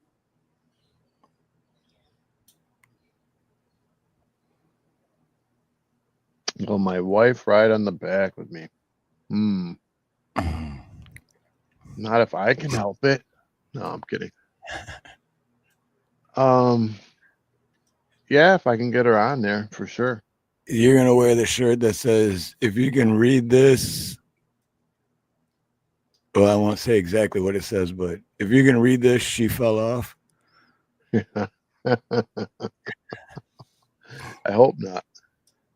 I don't even know if I'm gonna get one. You ever just had weird thought like you needed something and then just looking for days and days? I don't even know if I'll get one, but I want one. I don't want one here in the city though. I'd like to have one up north. That's my thing. I want one too, but just not here and in the state. Well, not this island anyway. On the Big Island, oh yeah, if I was on the Big Island or even any other island, to be honest, but not this island. I do not want a bike on this island. Around here, it's kind of like I have a pretty high chance of getting in an accident because of the way people drive.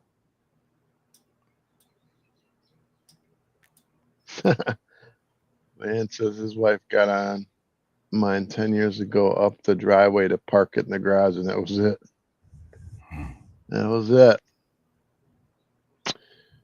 Well, you want to call it soon? You want to keep going? Oh yeah, no, yeah, we were supposed to do that a half hour ago. Damn it! See, this is me and Dave in actual life. like if we were on the phone, we'd probably still talk for another 2 hours. We just keep going because it's easy. But we both have lives too and got shit to do. I still got to go to work actually.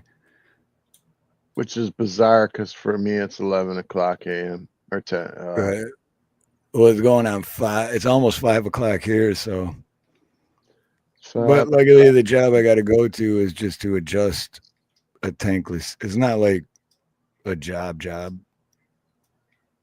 Take me 10 minutes, but I have to show up. Oh yeah, there you go. That's the this was like within the last couple of days, right? Yeah. So that's the explosion, explosion of lava, whatever you want to call it, eruption. And this, I don't know, can you read it? Oh, the article for some reason is not there. I'll just play a little bit of it. Oops.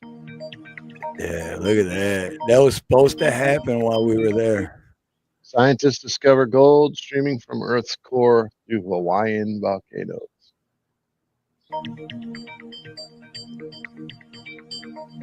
Scientists at Göttingen University discovered gold leaking from the Earth's core toward the surface. I would have had buckets. That means we're sitting on gold in Hawaii. We're sitting on a ton of gold. I'm saying, dude, you gotta like collect some of that stuff. Researchers analyzed volcanic rocks from Hawaii using new isotope detection techniques. And what did they find? It was like old Jed shooting at some crude.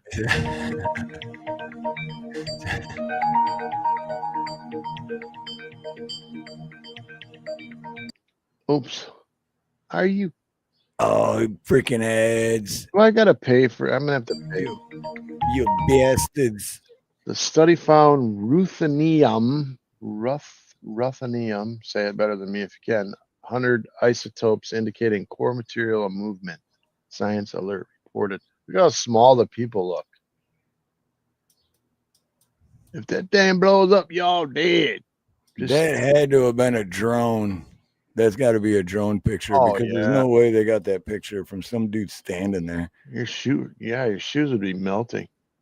Not even that. Well, no, because you can get that close to it, but you breathe in the chemicals coming off of that. That'll carry you along. The sulfur, I forgot about that. Yeah. Dr. Nils Mesling told Fox News his team literally struck gold with the findings. Damn.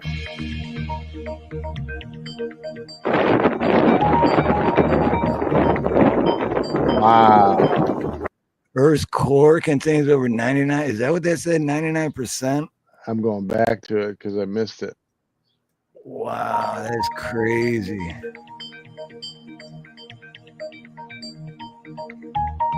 That's a lot.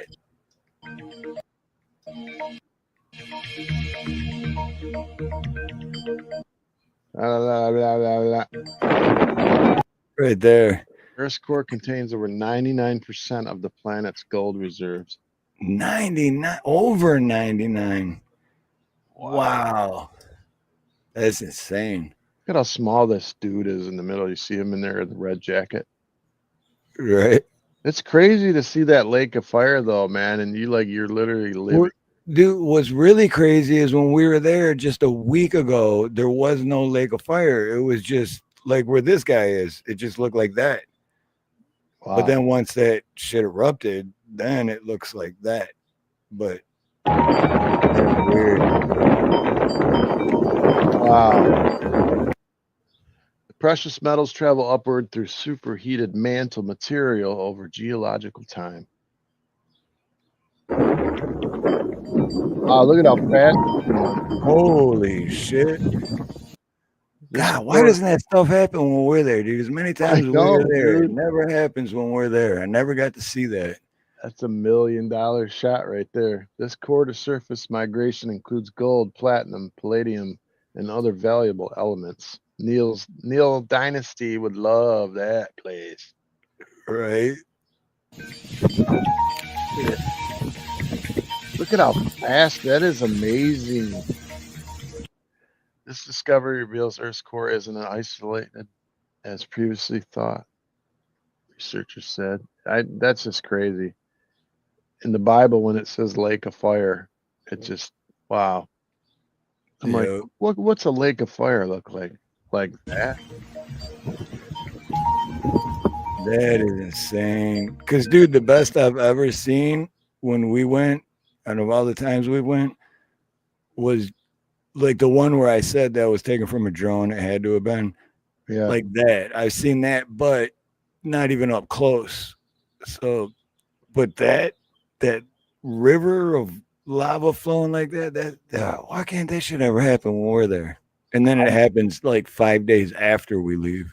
I'd go there in a bomb suit and I'd be like walking right up to the edge of it with my camera.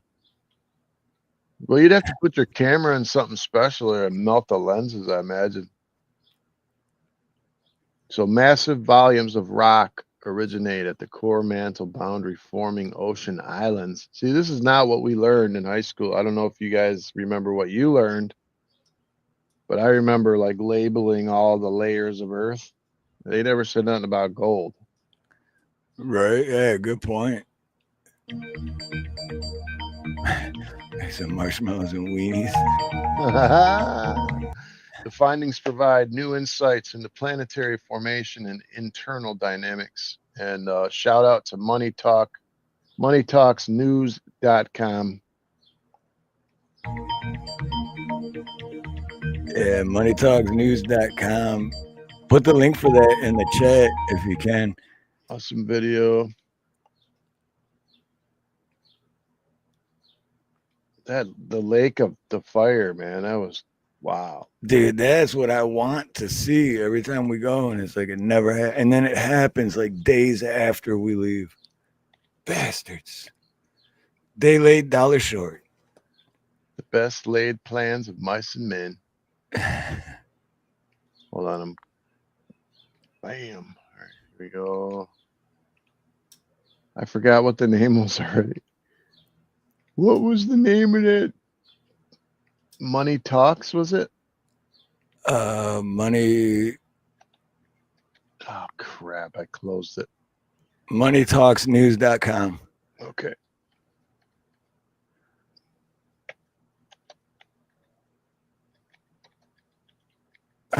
My own YouTube channel is asking me to subscribe. I'm not subscribing to myself. How does that work? What do you mean it's too long? What's too long? Telling me it's too long.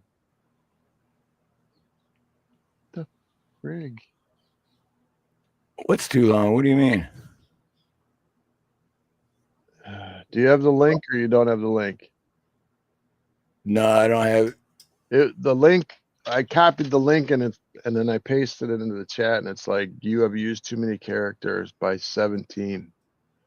Oh shit. That's a I know. long I'm like, link. how linked? Yeah, what kind of link is that? Here, I can find it in my history. Much love, Brew W. Always good to see you, man. Yes. Thank you for being here. Copy. Hopefully this will fit in there. It right, is a long. JM. And then you never find any JM, and then like the next day you'll hear about how all these people, like how all these moose showed up and all these other people got. It's like, you mother flip flopping with the flux. Wow, this is a crazy long link. It won't even fit. That is weird. What the hell? Why would they have such a long link? Why is their link so long? I don't know, and I'm good at sharing the link. And I can't share it. Why? No, we is in the juice. All right, I'm gonna cheat. I'm gonna cheat. But it is, let's see, what was it? I forgot already. Moneytalksnews.com. Yeah, we'll put that. Dude, I can't believe how long this link is. I wonder if I can delete some of the link. I'll just I'm go just gonna and- do this. I'll just share it. Damn it. There we go. There you go. moneytalksnews.com. Let's see if this works. Whoops, this page doesn't exist. What? These bastards. Oh, what I didn't want to forget is if you can go outside, we had 4 solar flares go off today. I think it was today or yesterday morning that's supposed to hit tonight and be able to be seen all the way down to like the Gulf in Florida and everything. It's like a huge, huge explosion off the sun. But it's supposed to be able to see like the northern lights and stuff in the sky. I think it's cloudy here, unfortunately, but if you're somewhere where it's clear, you should be able to see it. I was going to set up my tripod outside and see if I could take an hour of it or something. But it's good chance to make a video if anyone wants to make a video of it. Huge. It's going to be huge. Huge. Everybody knows. Huge. I told him I walked in here and I said, it's going to be a huge. And it was huge. No, it's been like raining on and off all day here. I don't know if it's going to be clear tonight. This is NATO. Here's a topic. NATO ally looks to buy U.S. nuclear-capable fighter jets to counter Russia's aggression.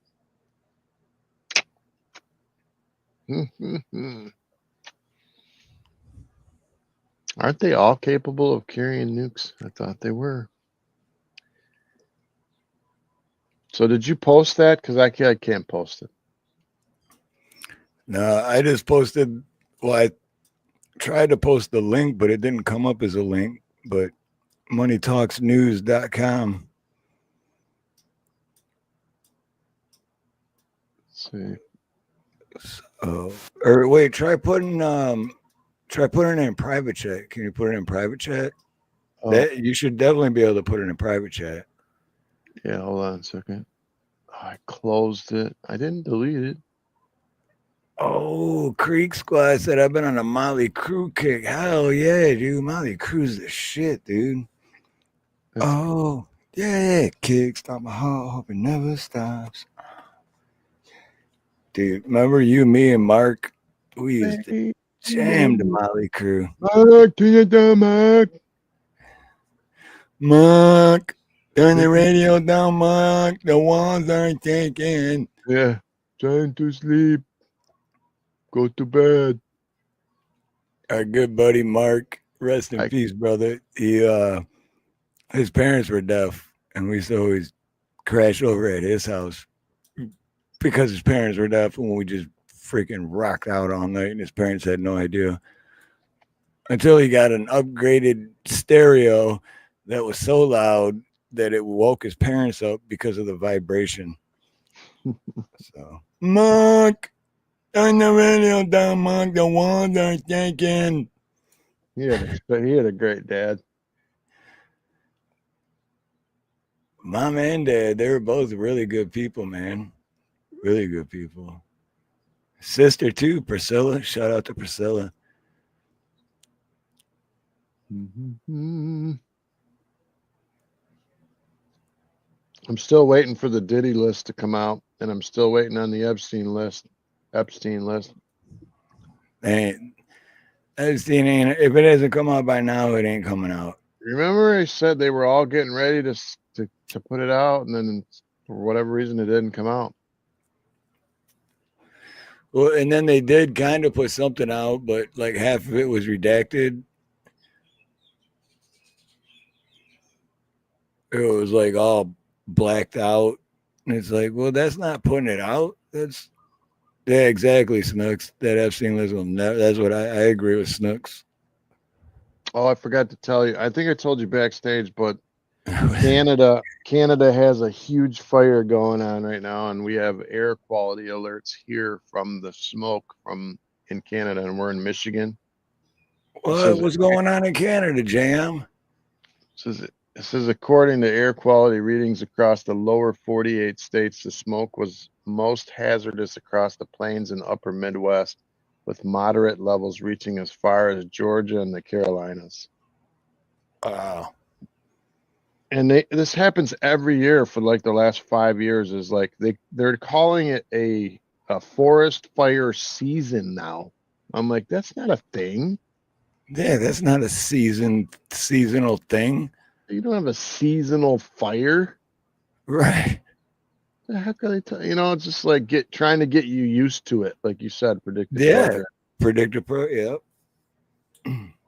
It says communities south of the U.S.-Canada border reported air quality index readings between 200 and 400, levels which are considered to be very unhealthy to even to hazardous levels.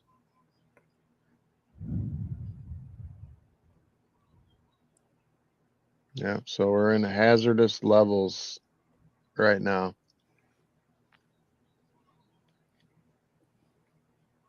Wow, we're 3 to 350. That is the most on the air quality index. That is the very highest it goes. It's hazardous, it says.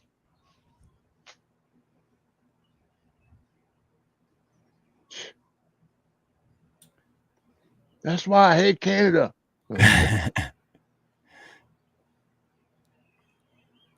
You would think if it happens every year for 5 years straight, though, that they would like have just this huge firefighting force. Right. Especially if it's a seasonal thing, they'd be ready for it, right? Like, all right, we ain't gonna let it happen this time. We gotta do some seasonal hiring. But real quick question for everyone in chat before we go. Did you hit the like? I think a bunch of people skipped out on it. Please hit that like. But that's okay. That's okay. That's okay. I spent 3 hours of my life I'm never getting back. What? 3 hours and 34 minutes. But I am gonna play the late 80s, early 90s love song that I wrote for Nina again because I like that song. Wait, Garrett met Priscilla. Oh yeah. Oh, awesome. Yeah, I like Priscilla. She's great. It's cool shit. And it's good to know that she's really down to earth. That's super cool. Down to earth woman. Yep. And JM, man, take all your smoke back and send it to Russia. Russia. Right. If only we had a giant fan. We could just blow it back up. Anyways, yep, go ahead with oh wait. Don't keep going for a sec. I gotta look something up. Wiki. Shut up. Yes. Check out my new short. It's a guy. So I went on a chill ride to get out of the house for a few minutes, and I was just chilling in the park, and this guy just rides in. It's like 10 o'clock at night, and this guy just rides into the parking lot doing a wheelie on a motorcycle. And he's just going. It's like a half a mile, and then turns around, and then he comes back still on the wheelie. So I pull out my phone for YouTube, and I'm just like, all right, I wasn't expecting to get content, but all right, I'll take it. But yeah, so he's doing like a mile-long wheelie. Pretty slow, but still cool. That is pretty cool, though. I wasn't expecting to get any content. Thanks, Nix. That was pretty cool. I'm just like, how often does that happen? You're in a park alone, and then there's 10 o'clock at night, this guy just comes in. He was doing the same thing I was doing, the chill ride. Sometimes you just got to get out of the house, man. For sanity purposes. You lost the song, didn't you? Yeah. No, I didn't. I was trying to I was trying to share someone, but they don't have it set up to where I can share them. So, huh? Shoot, that kind of sucks. But well, that's all right. I know this dude too. He's cool. So, damn, I really wanted to help those dudes out, but they don't have it set up right. Mm-mm-mm. But this guy's cool as hell too, so it's all good. Good night, Indy. Cause Snooks was asking, do you have anywhere to send us? And that's what I was doing. But the other one is called, the channel name is Get to Know, GET, the number 2 KNOW _ stop. And they have a wheel of karaoke. Ooh. Never really watched them. But then my buddy over at Traveling Fools, he's got live chat trivia, and I watch him all the time. He's fun. I'm so lame. I've been watching people scratch lottery tickets. It's called Scratch with Pam. I've been watching it. She's got special coins and stuff to do it with. It's crazy. There's a lot of losers, man. She scratches like thousands of tickets, and the winners are very few. Yep. But like she'll guess a number, or she'll write a number down and put it under her coin, and then everyone in chat, like between 1 and 500, and you'll pick a number, and then at the end of when she's ready, she says okay, and then she tells you the number, and whoever got closest to the number gets the amount of the next ticket that she scratches if she wins. And Okay. so if she wins $50, you can either keep the $50 or for next time, and she'll buy you $50 more with the tickets, or you can cash out, however, through Cash App or whatever. Most people just roll it over for the next time. Dude, Nina was watching these ones like last week that were they actually go to the casino, but and they're playing the machines, right? So like the slots, but they're $1,000 a spin. Holy cow. It's insane, dude. And it's like, what? Like, could you just imagine and then they lose like 14, 15, 16, 17 times in a row. And it's like, that's 17 grand. But then they win and it's like 40 grand. And then they just keep going. And it's like, oh, it's so, dude, I wouldn't be able to handle that. But, and they do it live sometimes too. And they got like thousands of people watching. So they're obviously making money doing it. But dude, the anxiety from knowing that I'm pulling that lever for $1,000 every time and probably not going to win. I have watched the guys that play for multiple millions where you spend, I think it's $1 million buy-in, and they give you 25 quarters.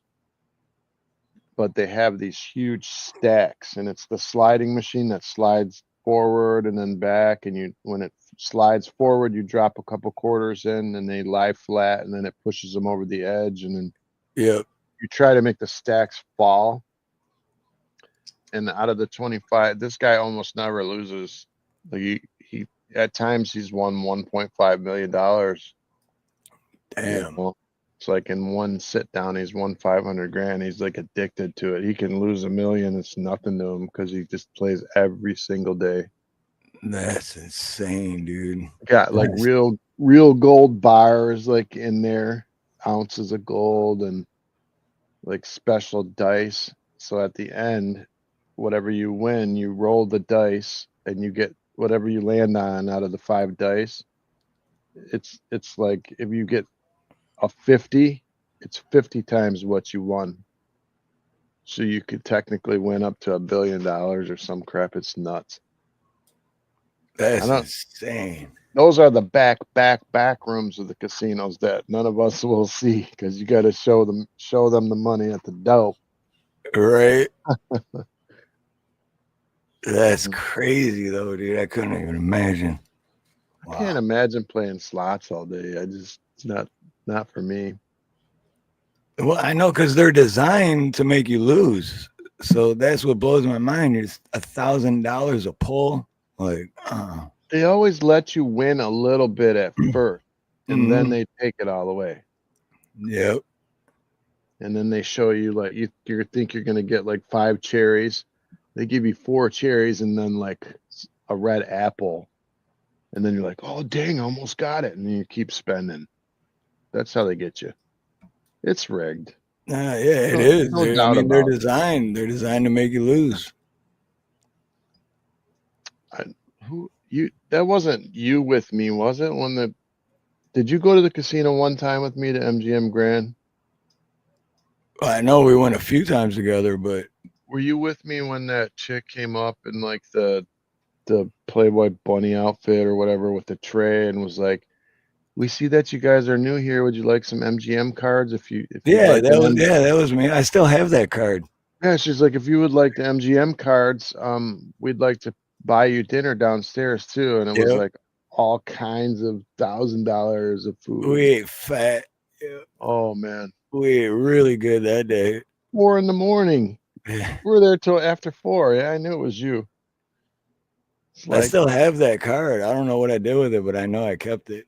I know. I thought it was like kind of lame how they send the chick, But yeah, because we're just walking around, not even doing anything, and then all of a sudden we're like VIPs. It's like,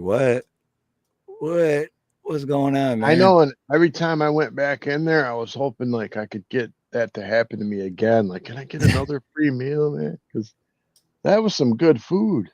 Dude, it was, man. It was.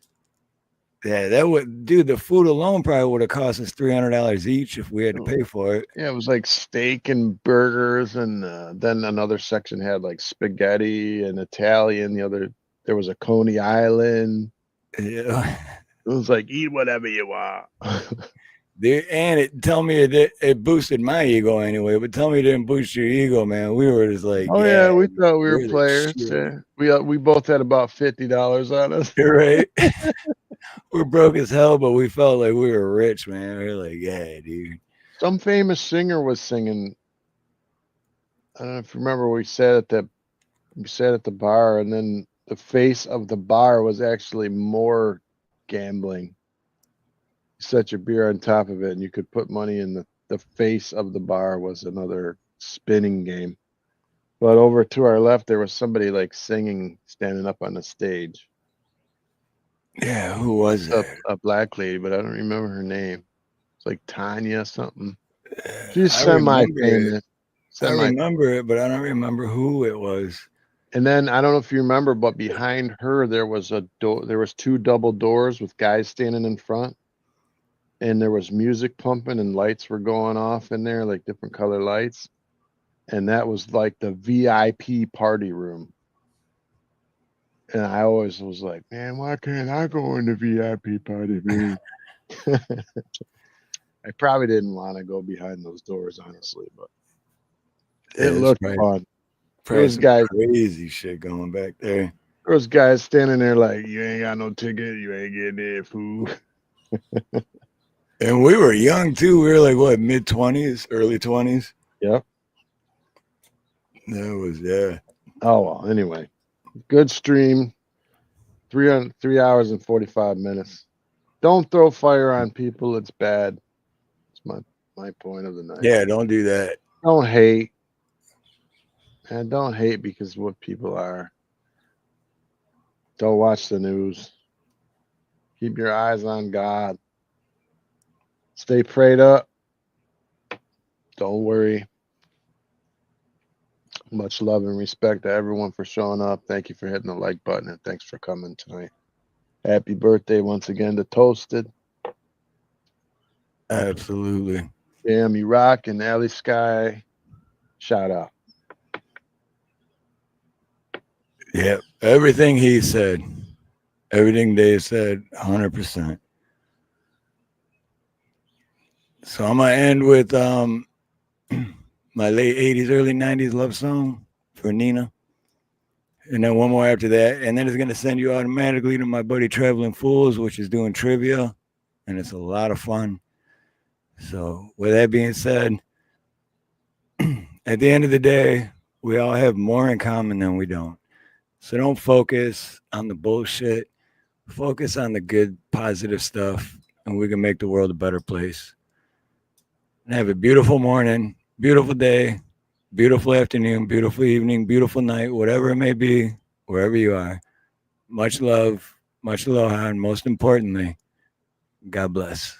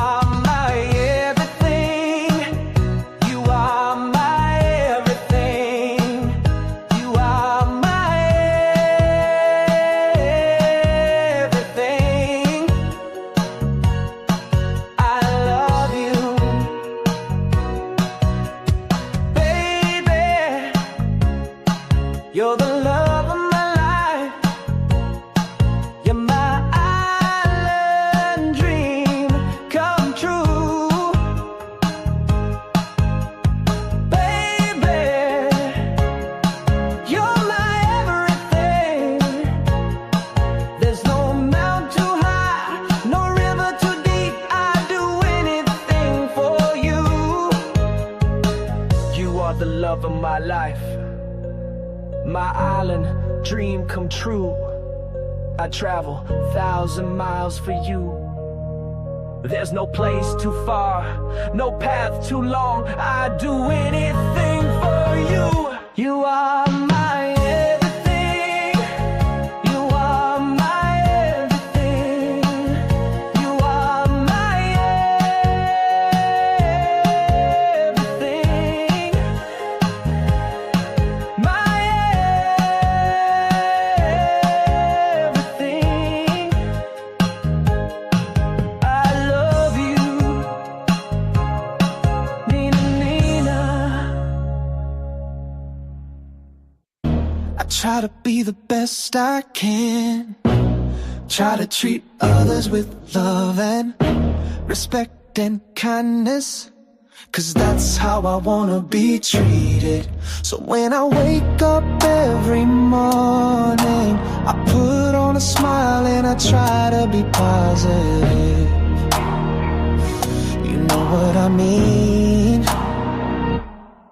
We're living life.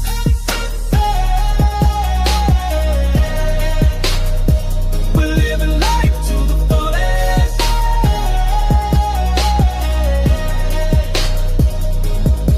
We're living life.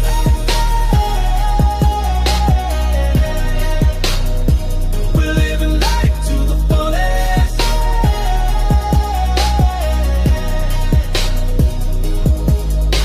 I treat people with love and respect. I always have an open heart and mind. I try to care and be the best I can be, 'cause that's what life's all about. We're living life.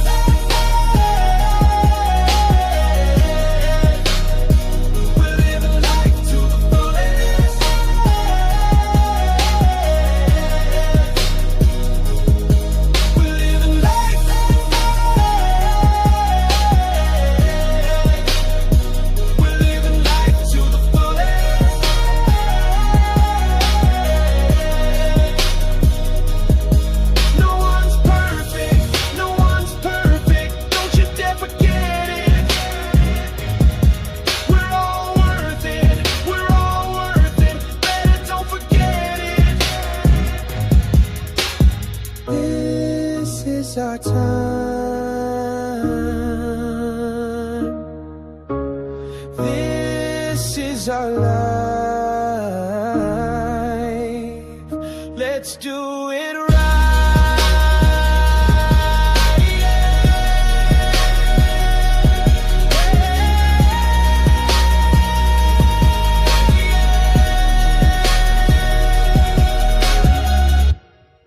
And when I look around at everyone, I just smile and think to myself how lucky we ought to be here. And then I remember